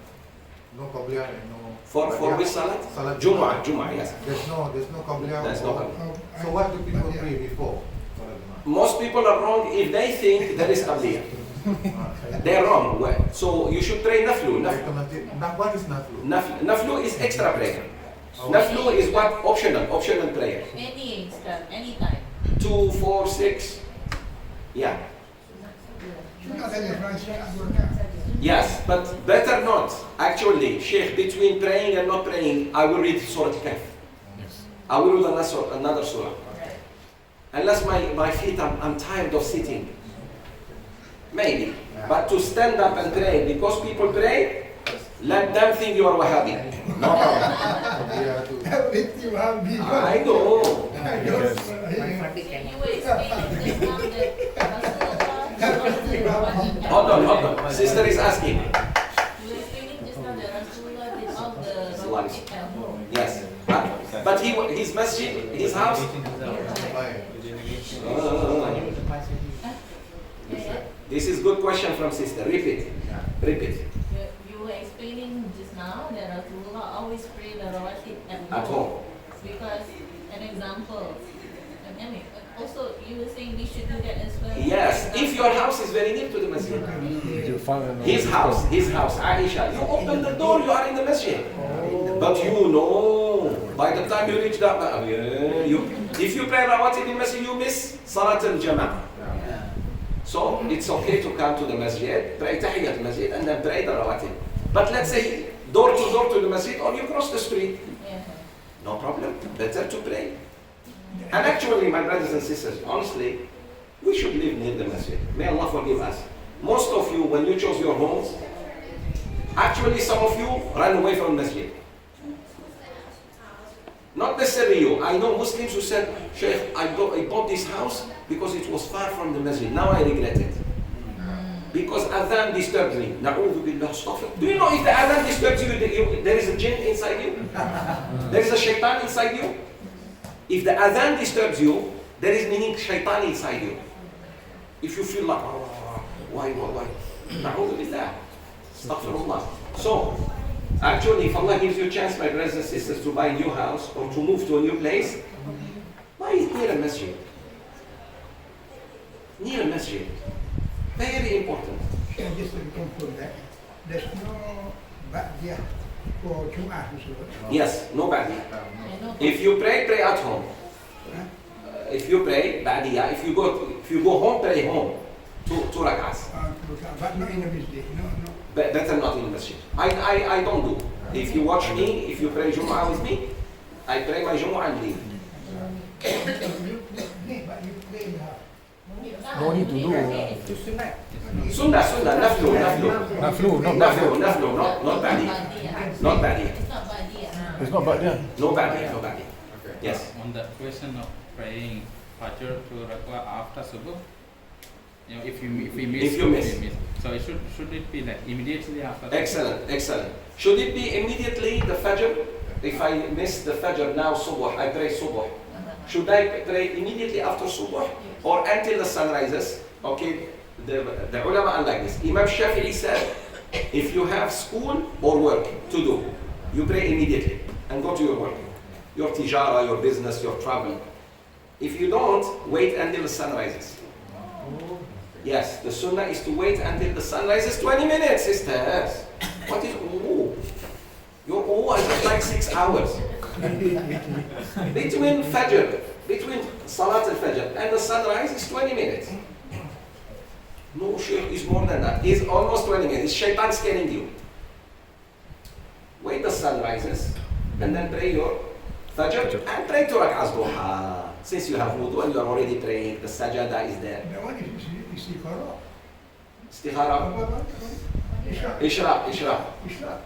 Ishraq one, okay, Ishraq is the early duha. The early duha is called Ishraq, right after the sun rises. But not when it is rising. Imam Malik rahimahullah said you put a spear and if the sun is above the spear. The spear is 1 meter and 50. 150 is almost the height of a man. If you see the sun on top of the head of a person like you or on top of you, now you can pray Ishraq. But Ishraq when the sun is rising, but already 1 meter and a half, now you can pray. Some people do it with the sun rising. That is not right. That's the moment where the sapiens used to worship the sun. And if the Qibla is towards the sun, two birds, like us, Algeria and Morocco and Tunisia, our Qibla is opposite you. Malaysia, because Mecca is between us, between Malaysia and Algeria. If I am in Malaysia here, this is how I pray. If I'm in Algeria, I pray like this. So when the sun is rising, yeah. So that's why Rasulullah said, no salat between Fajr and sunrise. And no salat between Asr and Maghrib because the sun, the sapiens used to worship the sun at that time. When the sun is rising, they go and start praying to the sun. When it's setting, they pray to the sun. SubhanAllah. Even to worship Allah, we shouldn't do that. Sunnah. Only fardu you do. Sheikh, I was told it is about 12 minutes after shuruk. Then you can. Excellent. 10 minutes is 12 minutes. 12 minutes, 10 minutes, 15 minutes. After shuruk. After that, خلاص, it's duha. Haji Johari, all the pahala because of you. Takbir. Alhamdulillah, Allah gave you all this pahala of class for you. Alhamdulillah. Because you started the first question. Next time we don't give you the first question. If we pray Salat Isra, and can we pray Adha again on the same day? If we Isra, can we pray on the same day again? Duha? Can. Duha is until 11:30. Here, Jais says 12. I say 11:30. I tell you why. 12, brothers and sisters, is noon. And Rasulullah ﷺ has forbidden that when noon comes, we pray. There is no sunnah also during noon. Be careful. Until 1 o'clock. From noon to 1 o'clock, there is no sunnah. Pay attention. There is no sunnah. It's dahira. It's the sun is too hot. So, until dhuhr. Dhuhr, the sun starts becoming less. Although, it's still hot. Sheikh, it's still hot until Asr, I understand. But the pinnacle of heat is at noon, 12. In any country. Let's recite, please. Let's do some recitation at least. May Allah bless all of you for your good questions. Everybody participated, inshallah. Okay. We are in verse 29, so 30 today, inshallah. 30. The first story in the Quran, when you start reciting the Quran from Al-Fatiha, is the story of the first man. And that shows you the greatness of the Quran. The first story Allah mentions in the Quran from Surah Al-Fatiha up to Al-Nas is the story of Adam alayhi salam. And today I will shock you a little bit. I will add to your this Sheikh always, yes. Look, the ilm that doesn't shock you, doesn't question certain things you have, is not ilm. Rasulullah sallallahu alaihi wasallam, when he was telling his uncle and the kuffar of Quraysh, there is only one God. Did he shock them or not? Yes. How did he receive the wahi? Easy or under shock? Why the malak was shaking him up, squeezing him almost to death, so that he focuses. If he doesn't focus, when you don't focus, you lose, you forget. You know that? Yallah. أعوذ بالله من الشيطان الرجيم. أعوذ بالله من الشيطان الرجيم. وإذ قال ربك للملائكة وإذ قال ربك للملائكة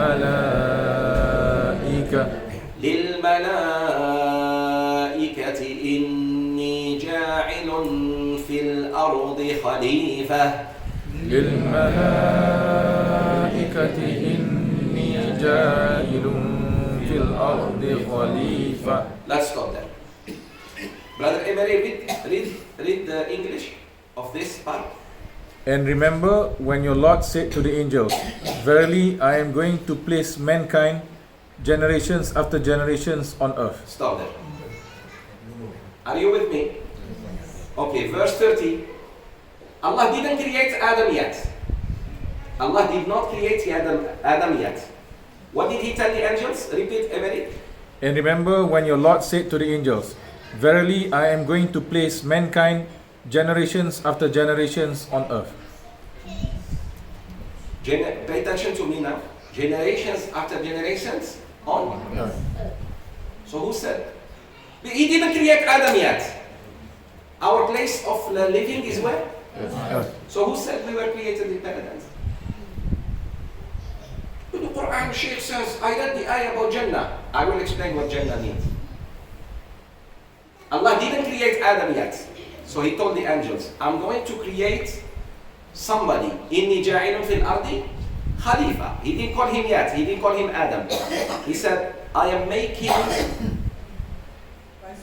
a vicegerent on earth. On? Did he create Adam yet? So we were predestined to live where? So who said we were created in paradise? But that's exactly what all of you, including me, were taught when we were little. When we were little, we grew up that Adam and Eve were in. And then after the sin, they descended. There is no word descend in the Quran. The word descend is used for Quran. Inna anzalnahu fi laylatil qadr. But when Allah told Adam and Eve, get out from Jannah, He didn't say inzilu. He said ihbitu. Ihbitu means kalwar. Ihbitu, when I tell you kalwar, kulwar, get out. That is ihbitu. I will show you the video. Today I will give you a little shocking so that you don't miss next class. Inshallah. Akan datang, like the movies, you want to know what the end, then they cut it. Next, tomorrow. Then tomorrow at 5 p.m. drama again. So, Adam and Eve, before Allah even created them, He told the angels, I'm going to create on earth.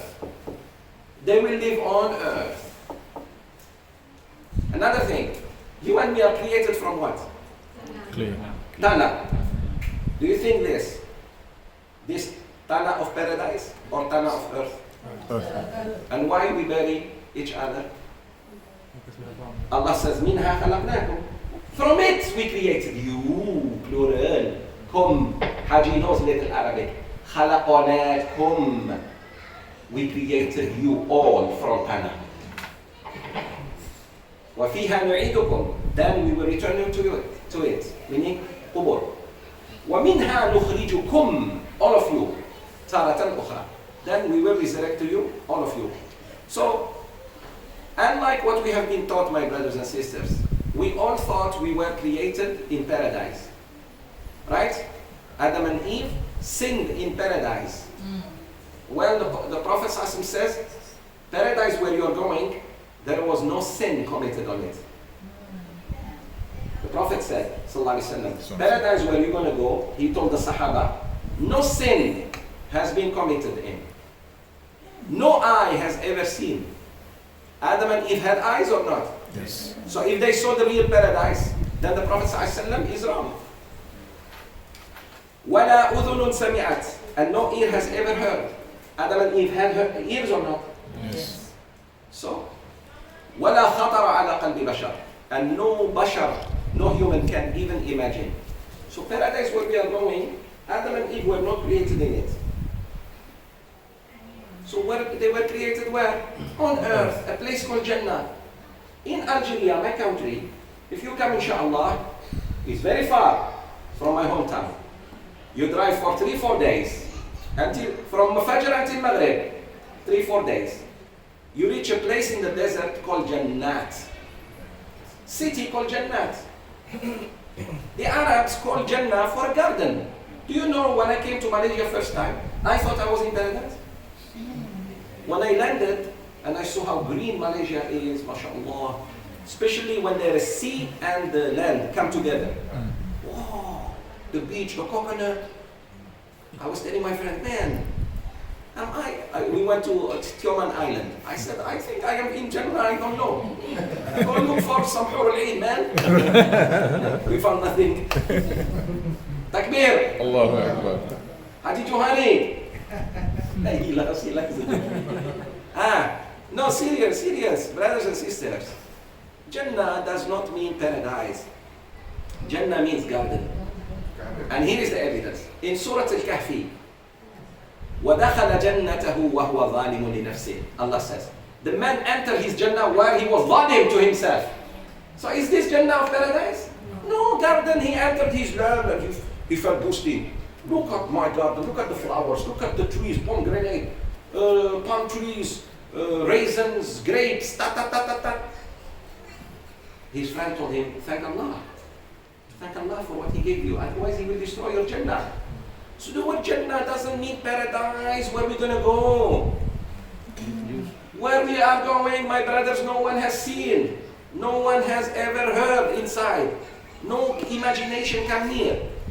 So it's Jannah on earth. They were on a very good place of earth where there was habitat. Then he exiled Adam and Eve towards the desert. That's why he found her in Arafah, Jabal al-Rahmah. He found her. Why is called the Rahmah, Mount of Rahmah? Where the Rasul make khutbah. That's where Adam and Eve found each other after they lost each other. Because they were exited. Deportation. We have this law. Immigration, if you do something bad in a country, they deport you. Right? Yes. Exile you. Yes. Usually, when Allah emphasizes the paradise, He uses Jannati min tahtiha al-anhar. Anhar. Very good. Excellent. Whenever Allah talks about the real Jannah, He always says, Tajri min tahtiha al-anhar. Jannat underneath runs a river. Show me here Jannah underneath runs river. River run through, not under. The Jannah that you are going to, it has 4 types of rivers. River of water, pure water, clean. Most water here is not clean. Even the Amazon or Kuantan. Rivers of milk, rivers of honey, and rivers of wine. Show me Jannah here on earth that has at least milk. So please understand, Adam and Eve, when they ate from that tree, it was on earth. They were created on, here is the evidence, fil ardi. Don't follow me, don't follow my opinion, look at the Quran. And remember when your Lord said to the angels, verily I am going to place mankind generation after generation on earth. Allah said that, not me. Still people forget this ayah and they look at here, وَزَوْجُكَ الْجَنَّةِ, verse 35, which we are going to read. Jannah in Arabic means garden, fully covered with trees. Look, if you pass by, in Algeria we have this. When you pass by a farm and you cannot see what is inside because thick trees, you can, until you go in, then you can see, what type of this? Mint, cucumber, tomato, Jannah from the word jinn, cannot see with the eye, unless you enter in, masuk. So Allah kicked them out from that land, Karwa, because you sinned. Where did we get this Sheikh? Some Mufassir, some ulama of Tafseer, like Imam Tabari, rahimahullah, Imam Ibn Jarir Tabari, used to copy from the Jews. The Jews interpreted paradise down to earth. Whenever Allah speaks about coming from sky to earth, He uses a specific word. What is it? Nuzul. That's why Nuzul al-Quran. Nuzul Quran from up, down. Nuzul Malaika. Malaika come down. Inna anzalnahu fi laylatin. وما أدراك ما ليلة القدر خير من ألف شهر تنزل الملائكة. Two types of tanzil. The Quran comes down in Laylatul Qadr, and every night of power, Malaika come down from heaven, including Angel Jibreel. But for Adam and Eve, he didn't say inzilu. He said ihbitu. Ihbitu in Arabic means kalwa. I don't know why our ustaz keep saying Adam and Eve were in paradise, because they never verify. They just follow. They were on earth, Adam and Eve. What is the difference between Hadiqah, garden in Arabic? Very good. Hadiqah is mainly for flowers. Oh. Very good. Hadiqah is mainly garden of flowers. Jannah is garden of fruits. Fruits. When there is banya fruits and vegetables, it's called Jannah. I invite you to my Jannah. Let's say I have a nice piece of land in Algeria, inshallah. Say Ameen. Ameen. And I hire a farmer. So I invite you there. Oh, I see. But if I have only flowers, bunga, it's Hadiqah. Clear? Yes. Still, I will give you more dalil, more evidence. And I know you are shocked now. Haji Johari is twice shocked today. One about Tahleel, one about this. Takbir. Allahu Akbar. And hey, the Wahhabis don't say this. The Wahhabis also say Jannah paradise. Yeah. Wahhabis also think Jannah is like you. So you are Wahhabi, not me. Wahhabis, if they hear me say this, they say, oh, you're wrong. I said, come, sit. You give your dalil, I give my dalil. From now on, brothers and sisters, anyone asks you something, just say, please show me the dalil. Quran and Hadith. Or at least saying of a great alim. Abu Hanifa, Malik, Shafi'i, Ahmad. That's also dalil. Because they are great ulama. But still they make mistakes. So you can see the ayah is very clear. Before Allah even created Adam and Eve, our destination was planet Earth. So it's not like we came down from the sky. No. Adam and Eve didn't come down from the sky. Adam and Eve were created on earth.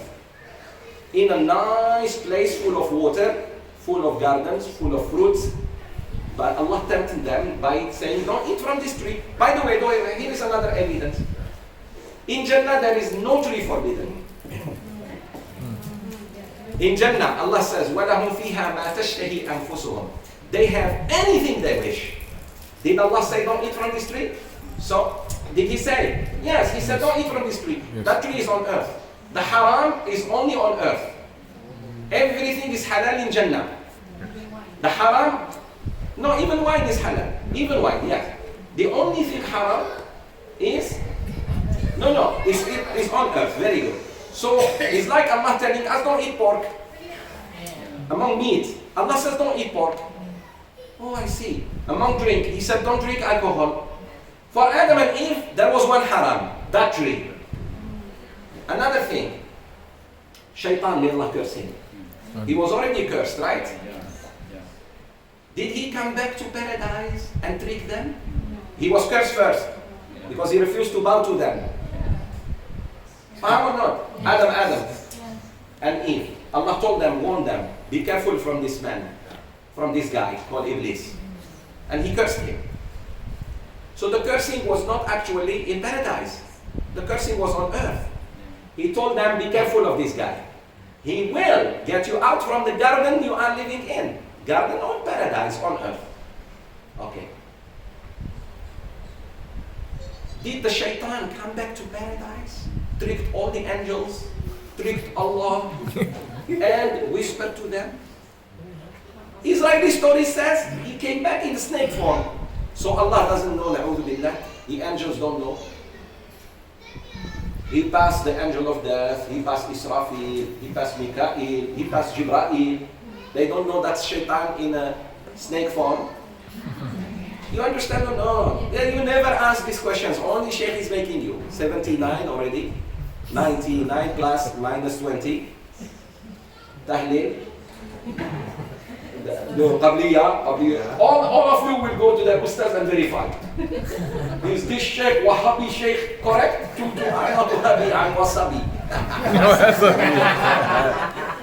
I am Wasabi, yes. Takbir. You faham or not? We never ask our questions. I see. Oh, I see. So no sin has been committed. In Jannah, no sin. So the shaitan, after he was cursed, he came back to Jannah and tricked the Adam and Eve. Oh. In order to trick Adam and Eve, it means he has tricked already Allah. Na'udhu billah. No. Brothers and sisters, be careful. We never verify. That's why we need ulama. We need shuyukh to teach us the deen. Forget, by the way, learning only from books. Books help you as long as you have a good sheikh. If you have a good sheikh, read any book. Don't worry. But if you don't have sheikh, be careful. You think you're too smart, you end up like shaitan. Shaitan thought he was smart. I'm better than him, he said. He said, I'm better than this guy. Another thing, Adam was created from what? Clay. Clay is where? In paradise there is no clay. You know why? Because clay smells bad. Clay. Tana smells bad. Look when it rains. You start smelling something, right? The clay has a smell. In paradise there is only perfume. Everything smells good. And the sand is musk, right? Yes, the sand is musk, and the stones are diamond. The stones you step on. are diamond, mashallah. We were not created in paradise. Who convinced us with this? Another thing, if we were predestined for paradise, why Allah created him? So if shaitan didn't trick Adam, we are all in paradise. So why did Allah create paradise and hell? Explain to me why Allah created Jahannam and Jannah. So that humans live their life on earth. If they obey Allah and His Messenger, they go to paradise. If they don't obey Allah and His messengers, they go to... So why did Allah create paradise and hell? Before He created Adam, Jannah and Jahannam were created. Because He knew we were coming. And the jinn were already living on earth. Another thing is that when Shaitan didn't obey, Allah didn't send him to hell, right? Very good. He didn't send him to hell. He requested. No, he requested to stay alive. Yes, and Allah granted him. Why? To be our test. Because we were on earth. Yeah, brothers, we have been tricked all our life. Hey, you don't go to hell if you believe that we were created in paradise. But you don't go to hell either if you believe we were created on earth. To live on earth. Because we always blame Adam and Eve. If Adam and Eve didn't eat from the tree, man, we are on earth. We are in paradise. Who said that? The concept of original sin. Very good. So the Christian Jewish influence of our mind. I told you, Imam al-Tabari, rahimahullah, one of his shortcomings, he was a historian, meaning he writes anything. Unlike Ibn Kathir. In Tafseer, if you have to read any Tafseer, it should be Ibn Kathir. By Ibn Kathir. It's a very good book. It's 13 volumes. 10 volumes. Some depends on the edition. Yeah, you have one here, right? Yes. How many? 10. 10. The one I have 13. It depends on publication. So, mashallah, have it with you. From time to time you read. Even some of our great mufassir say Jannah. But when you sit down and realize, wait a minute, in Jannah no sin has committed, Rasulullah says. So does that contradict Adam and Eve being in paradise? That's a sin. They disobeyed Allah, they ate from the tree. That sin was on earth. So the first sin committed on earth was eating. Be careful what you eat. The second sin was killing. The two sons of Adam fought.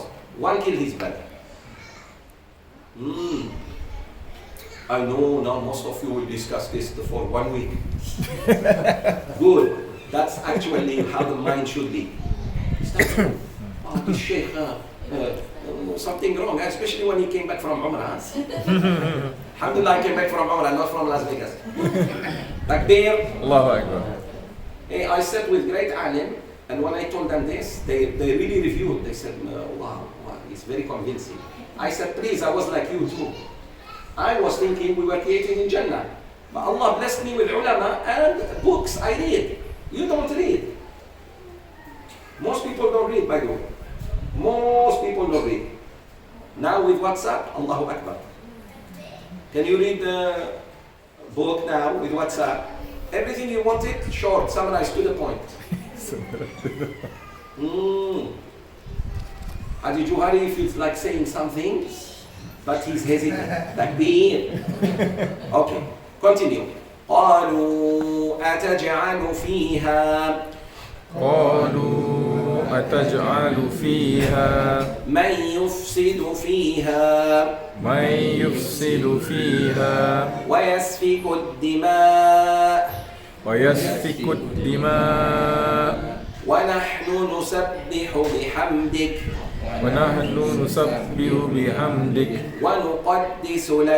ونقدس لك قال إني أعلم ما لا تعلمون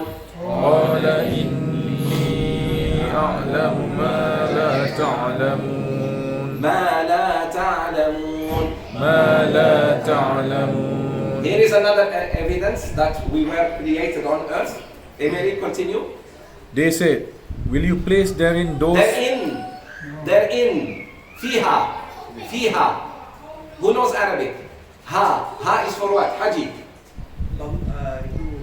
Pronoun. Hiya, which one? Earth. The angel said, are you going to make on it? On earth. Now even the angels understood we were going to be created on earth. Because Allah told them, on earth. Are you going to make on it? In it, therein? Therein those who will make mischief therein and shed blood. Very good. Mischief is done where? In Jannah or on earth? Earth. Shedding blood in Jannah or on earth? Earth. So, hey, I hope you really don't question God. I am talking with Dalil. It's not like I'm talking from my mind. Are you going to make in it? Here, Jannah or earth? Earth. Why? Because Allah said earth. Fil ardi. Ard, the word ard means earth. Planet earth. Are you going to make in it, therein, those who will make mischief? Therein and shed blood? Was any blood shed in paradise? No. Was any mischief done in paradise? No. So where do these crimes happen? Where? Earth. Earth. Very good. Okay, continue. While we glorify you with praises and thanks, exalted be you above all that they associate with you. What did Allah as say? partners. Continue. What did Allah say? And purify you. He, Allah said, I know that which you do not know. Very good. Allah told the angels, I know what you don't know. Yes, they will do mischief on earth and shed blood. But there are other things that humans do. You know what is it? The ibadah. Salat. Each time we go to Jama'ah, Allah tells the Malaika, look why I created Adam and his children on earth. Each time we are in Arafah, each time we are in Salat al-Eid, each time we are in Salat al-Jumu'ah. Congregations. Wherever there is congregation, Allah calls the Malaika and tells them, look, the biggest congregation is Arafah. He tells them, this is why I created the humans. That's why he told them, I know what you don't know. So mischief is done where? On earth. Shedding blood is done where? Earth. In paradise? Thank you very much. Next ayah. وَعَلَّمَ آدَمَ الْأَسْمَاءَ كُلَّهَا وعلم آدم الأسماء كلها ثم عرضهم على الملائكة ثم عرضهم على الملائكة فقال أنبئوني بأسماء هؤلاء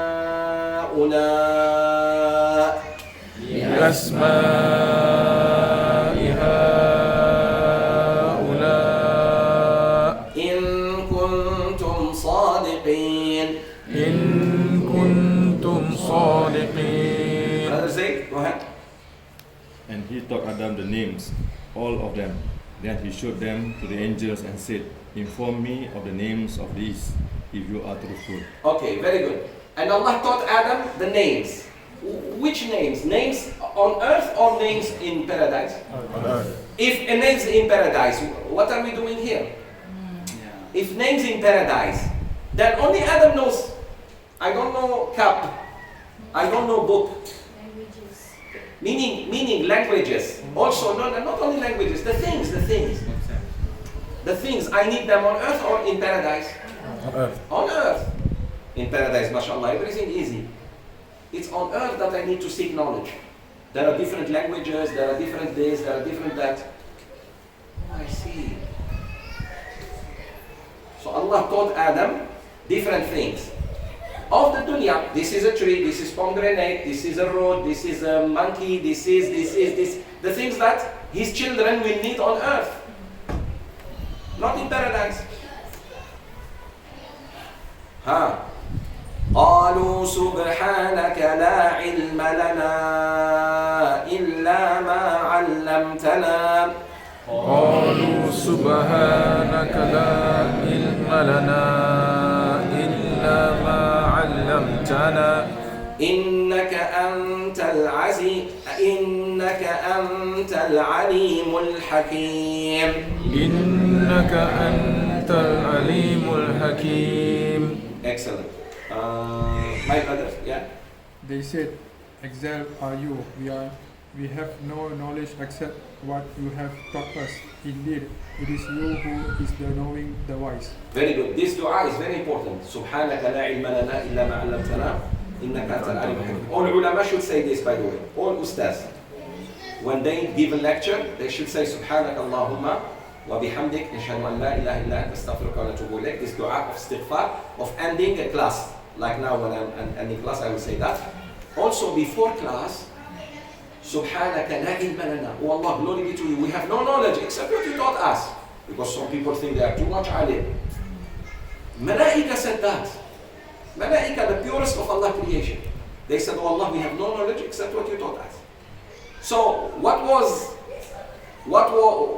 did Allah do to show that Adam can be really a great creation of Allah? Knowledge.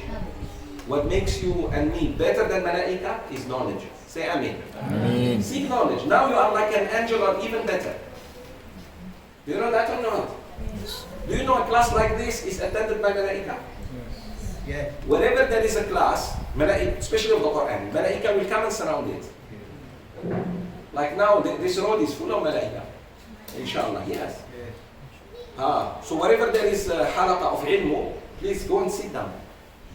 Malaika are there. So they said, oh Allah, glory be to you, we have no knowledge except what you taught us. Indeed, you are the most knowledgeable, the most wise. Then Allah will tell Adam, tell them inform them what are these things.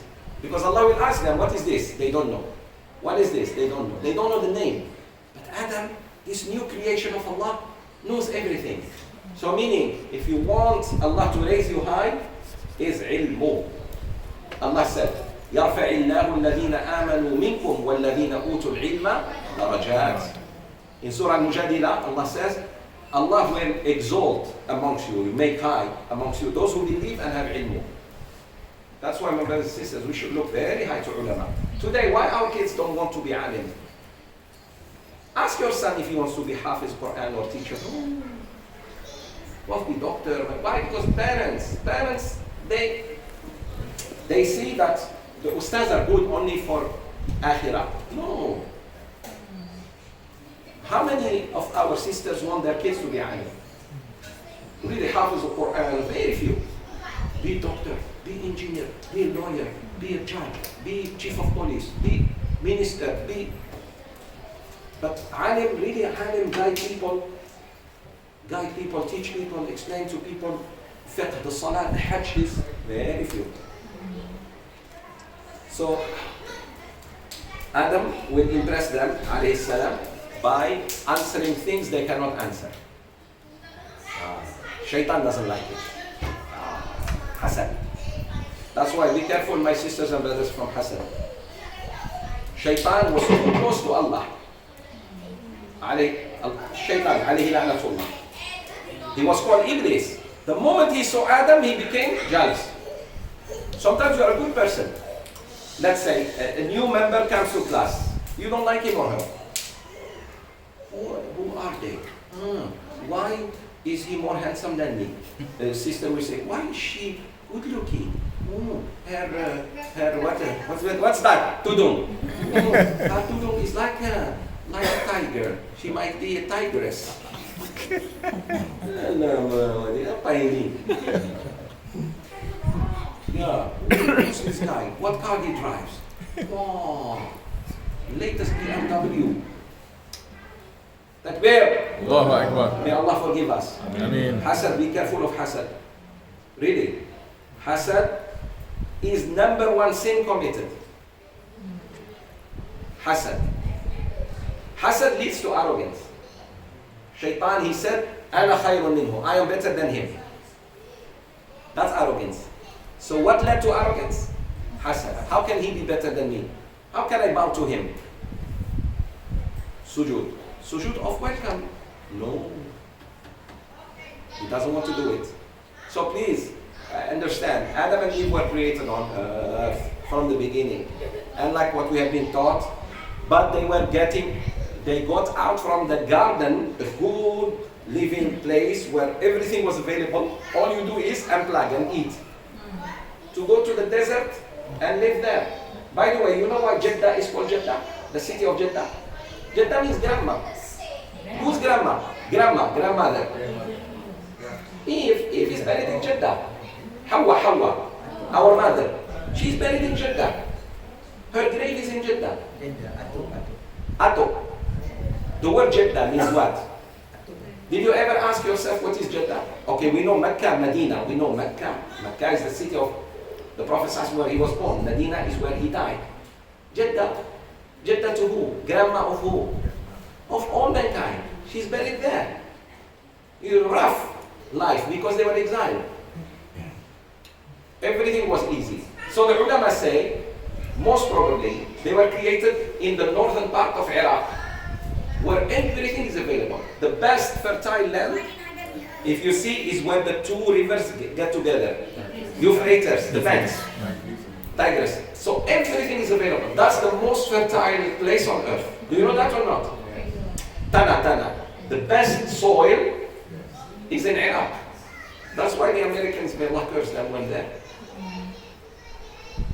And where the two rivers get together, there is a prophecy that the Jews and the Christians believe in. Rasulullah said, among the signs of the Day of Judgment, there will be Euphrates, where it stops, there will be a mountain of gold. Mountain of gold. Gold under the sea, under the river. That's why they are building dams to stop the water in order to allocate that. You think these people believe in Quran and Sunnah, but to their favor. Rasulullah said, 1,000 want it, only one survives. They will kill each other. He said, anyone will kill each other. So there will be major war between Russians, Americans, Chinese, everybody, greed, tama. Everybody wants that gold. The Americans wanted everybody. Allah has blessed us. Look, wherever there is a Muslim living, there is oil under him. And some ulama said, it doesn't mean to be real gold, but thing that can turn into gold, which is oil. Oh, Sheikh, there is no oil. The oil. Do you know Iraq is 12% of world oil is in Iraq? 12%. In one country. That's too much. That's a lot. That's what they say, maybe 25. In Quran, it's very clear about what Allah taught Adam, right? The knowledge and all. Was Hawa also given this knowledge? Who? The Sahaba? Hawa.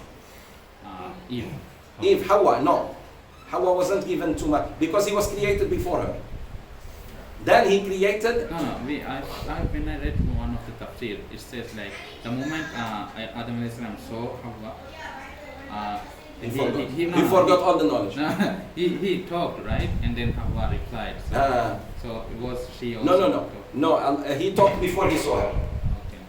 Yeah, but he was wondering. Adam felt, Allah knew, he felt empty until he created a female for him. Pay attention to this, brothers and sisters. Do not pretend you are okay without wife. For those who are not married yet. Come to me, I fix you. Takbir. Allah created females for males and males for females. The nafsu doesn't find tranquility until, especially subhanallah, for male. The Quran says, وَخَلَقَ مِنْهَا زَوْجَهَا لِيَسْكُنَ إِلَيْهَا. Subhanallah. A male needs a female so that he finds sakina. Sakina, tranquility. So, that's why every man is not shy. Don't be shy to get married. Don't be shy. Especially those who are not yet married. Those who are married, just make tashahud and tasbih and say too late. Like there. Especially you. He likes it. He likes the joke. No, serious. Please, if Allah gives you a second chance to marry, if your wife died or divorced or something, don't be shy. If you have to, if you want to. If you don't want to, it's up to you. But don't say what my kids may think of me, why my grandchildren. Don't say that. Don't say that. That's not right. I told my father, may Allah have mercy on him, after the death of my mom, Dad, serious, I was just me and him. If you want, don't be shy. I will help you. He smiled. He said no. But as a son, I did my wajib with him. You understand? Yes. Because sometimes our parents take out of us now. So you just say that. If you want, inshallah, we find for you a good one. Or you find and we support you. Is this clear? Yes. Hey, don't do that with your married father. Your father will kill you and kill him. Don't go to Haji Johari and say, Haji, Mommy will finish you. Takbir. No, serious, I mean it. May Allah bless.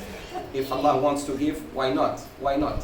If it's like, it's okay. But please do not overlook this. Because man cannot find second except with his wife. SubhanAllah is different for women.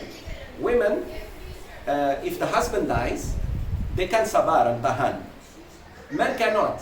Why? Because man, he needs his wife. He needs her not physically, emotionally. She's everything for him. Even, subhanAllah, my father used to tell me, my son, I wish your mother, she's just sitting there. He missed her. 2 years and a half after that, he joined her. He said, I wish she's just sitting there. So I knew. Please, brothers and sisters, those who are young and the time has come, 25 and up, boys, get married. And look, there is no perfect person, okay? Perfect, forget it. Close to Sunnah, close to Islam, that's the best. But perfect, not even Sahaba were perfect. Not even Sahaba were perfect. They had certain shortcomings. May Allah subhanahu wa ta'ala bless you all. We continue inshallah. So the talk, sorry, I got a little bit sidetracked. The talk, he spoke already to Allah and to the malaika because Allah taught him. But he was lonely. So Allah created out of his ribs, left ribs, subhanAllah. That's why we have one missing. But some ulama say, actually that's not true, but true. One, it turned into his wife. Question, why not from the bone of his head? Why not from the bone of his toe? Why from the rib? So that to be close to his heart. The woman has to be close to the heart of her husband. She's not his boss, she's not his slave. He doesn't step on her, she doesn't dang like some women drilling. Oh, I don't like those women who come near my heart, here. And that's it. Some women from morning until afternoon. What he should do. Where are you going? Who are you with? Are you alone? No. I am never alone. Who is she? Is she younger than me? Allah, I am with Allah. Oh, okay, I know. Takbir. So the woman, Allah didn't create her from the bone of the head so that she doesn't become his boss. Not from the toe of his finger so that she be subdued and slave. But the nearest to his heart. So that she be always his companion. May Allah bless our sisters. May Allah bless with Jannah all your loved ones who passed away. Ameen. And my loved ones. Ameen. May Allah accept from all of us. Ameen. May Allah bless those who went to Umrah, Brother Zaid and Sister Rosie. Ameen. Me and whoever went to Umrah this year. Ameen. And you, inshallah, I ask Allah for you to go. This is the best time, by the way, to go, mashallah, because the weather is just perfect. Neither cold nor hot. Little bit in Medina, little bit in the morning. And you need maybe a little jacket, but that's not even that. But other than that, perfect. And it's not very crowded, mashallah. ربنا آتنا ما وعدتنا على رسولك ولا تخزنا يوم القيامة. Ya Allah, give rahmah to the wife of our dear brother Haji, the mother of Sister Fazlin, our brother, the brother of Emery. May Allah grant him rahmah. Who else? Who else lost their loved ones? Hajja, the mother of Brother Tiffany, may Allah grant your husband Jannatul Firdaus. Hajja, your mother, may Allah bless the mother of my sister Hajja Aida. May Allah grant Jannah inshallah to all of your loved ones. Ameen. May Allah give shifa to the daughter of our brother, to my wife. آمين ربنا آتنا في الدنيا حسنة وفي الآخرة حسنة وقنا عذاب النار. السلام عليكم.